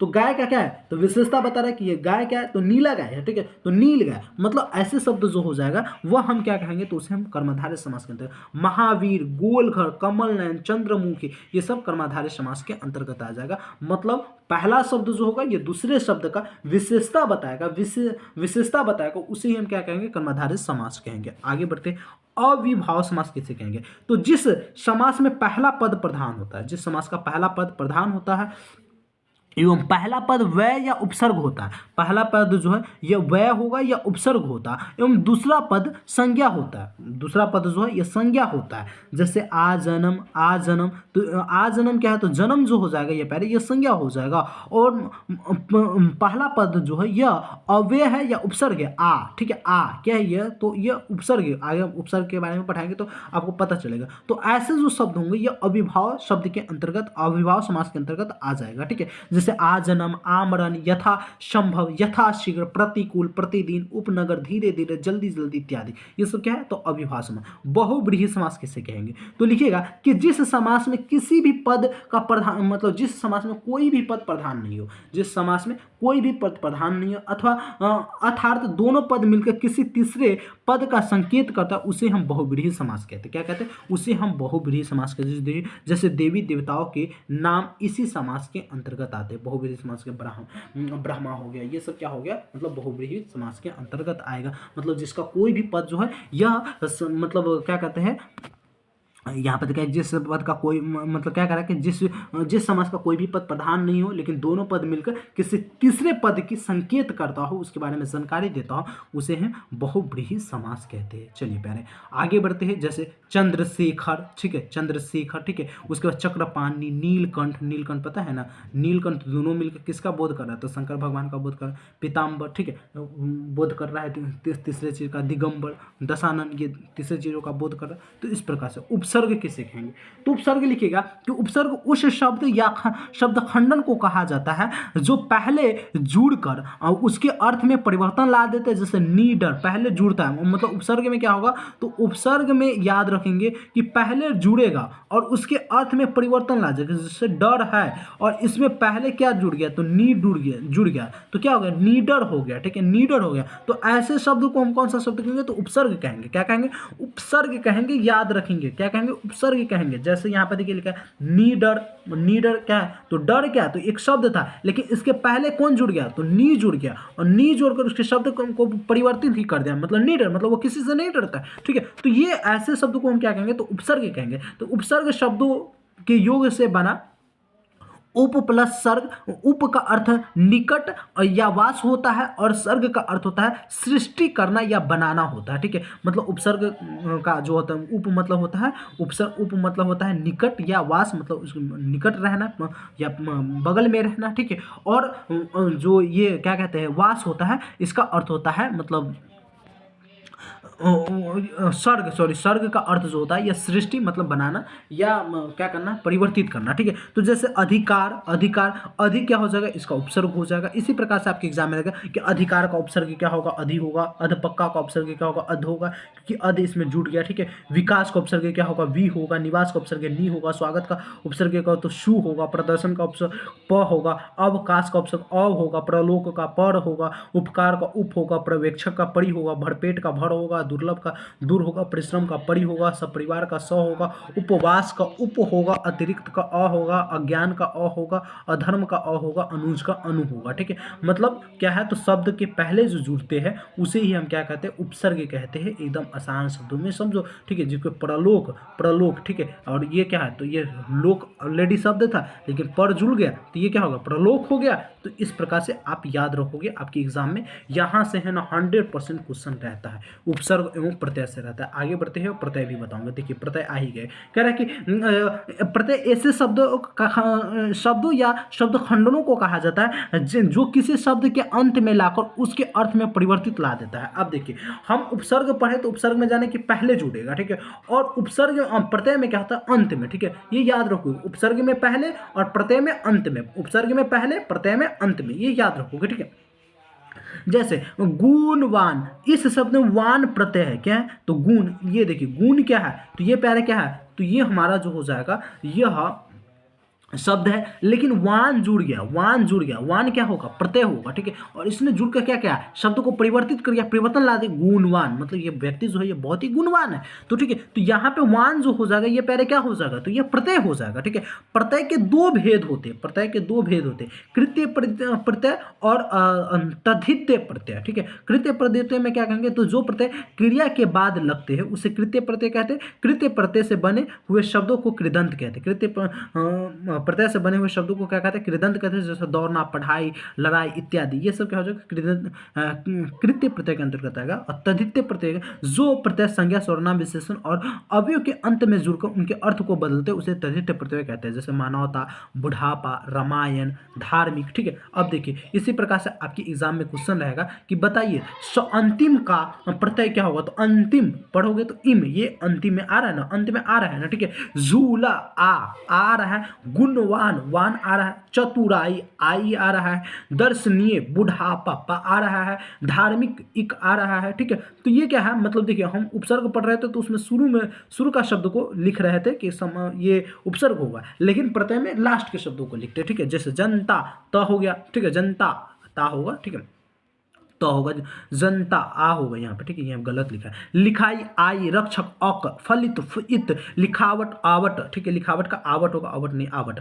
अनादित, अनादित का इत, ठीक है, सही है। वास्तविक, वास्तविक इक, सही है। चालक, चालक अक, सही है। चचेरा एरा, ठीक है। नक्चली ची, होनहार हार, और उसके बाद टिकाऊ का आउ, ये सब क्या हो जाएगा, प्रत्यय हो जाएगा। तो आपके एग्जाम में प्रत्यय इसी प्रकार से पूछता है, याद रखोगे उपसर्ग पहले आएगा शब्द के और प्रत्यय शब्द के बाद आएगा। इतना याद रखोगे, आपका उपसर्ग एवं प्रत्यय से जितने भी क्वेश्चन रहेगा वो आपसे बन जाएगा। ठीक है, तो प्यारे इस प्रकार से हमने आप सभी को हिंदी व्याकरण के सबसे महत्वपूर्ण क्लास दिया और संपूर्ण हिंदी व्याकरण पढ़ा दिया। आप सभी पढ़ लीजिएगा और उसके बाद निबंध आप सभी है ना, इसमें से किसी एक निबंध को आसानी से देख लीजिएगा, याद कर लीजिएगा, कोई भी निबंध आपके एग्जाम में आ सकता है। ठीक है, चलिए मिलते हैं अगले क्लास में, जब तक के लिए जय हिंद जय भारत। कैसा लगा ये हिंदी का क्लास आप लोग प्लीज़ बताइएगा ज़रूर। और प्यारे इस क्लास को 2 से 4 बार देख लीजिए अच्छे से, और एकदम खूब शेयर कीजिए, जितना हो सके शेयर कीजिए, क्योंकि बहुत ही महत्वपूर्ण क्लास है। यहाँ से आपके 40 से 50 मार्क्स कंप्लीट हो जाएगा यदि आपसे जो पत्र लेखन सही से करने आता है, निबंध सही से लिखने आता है तो। ठीक है, चलिए मिलते हैं अगले क्लास में, जब तक के लिए जय हिंद जय Bharat. Thank you so much.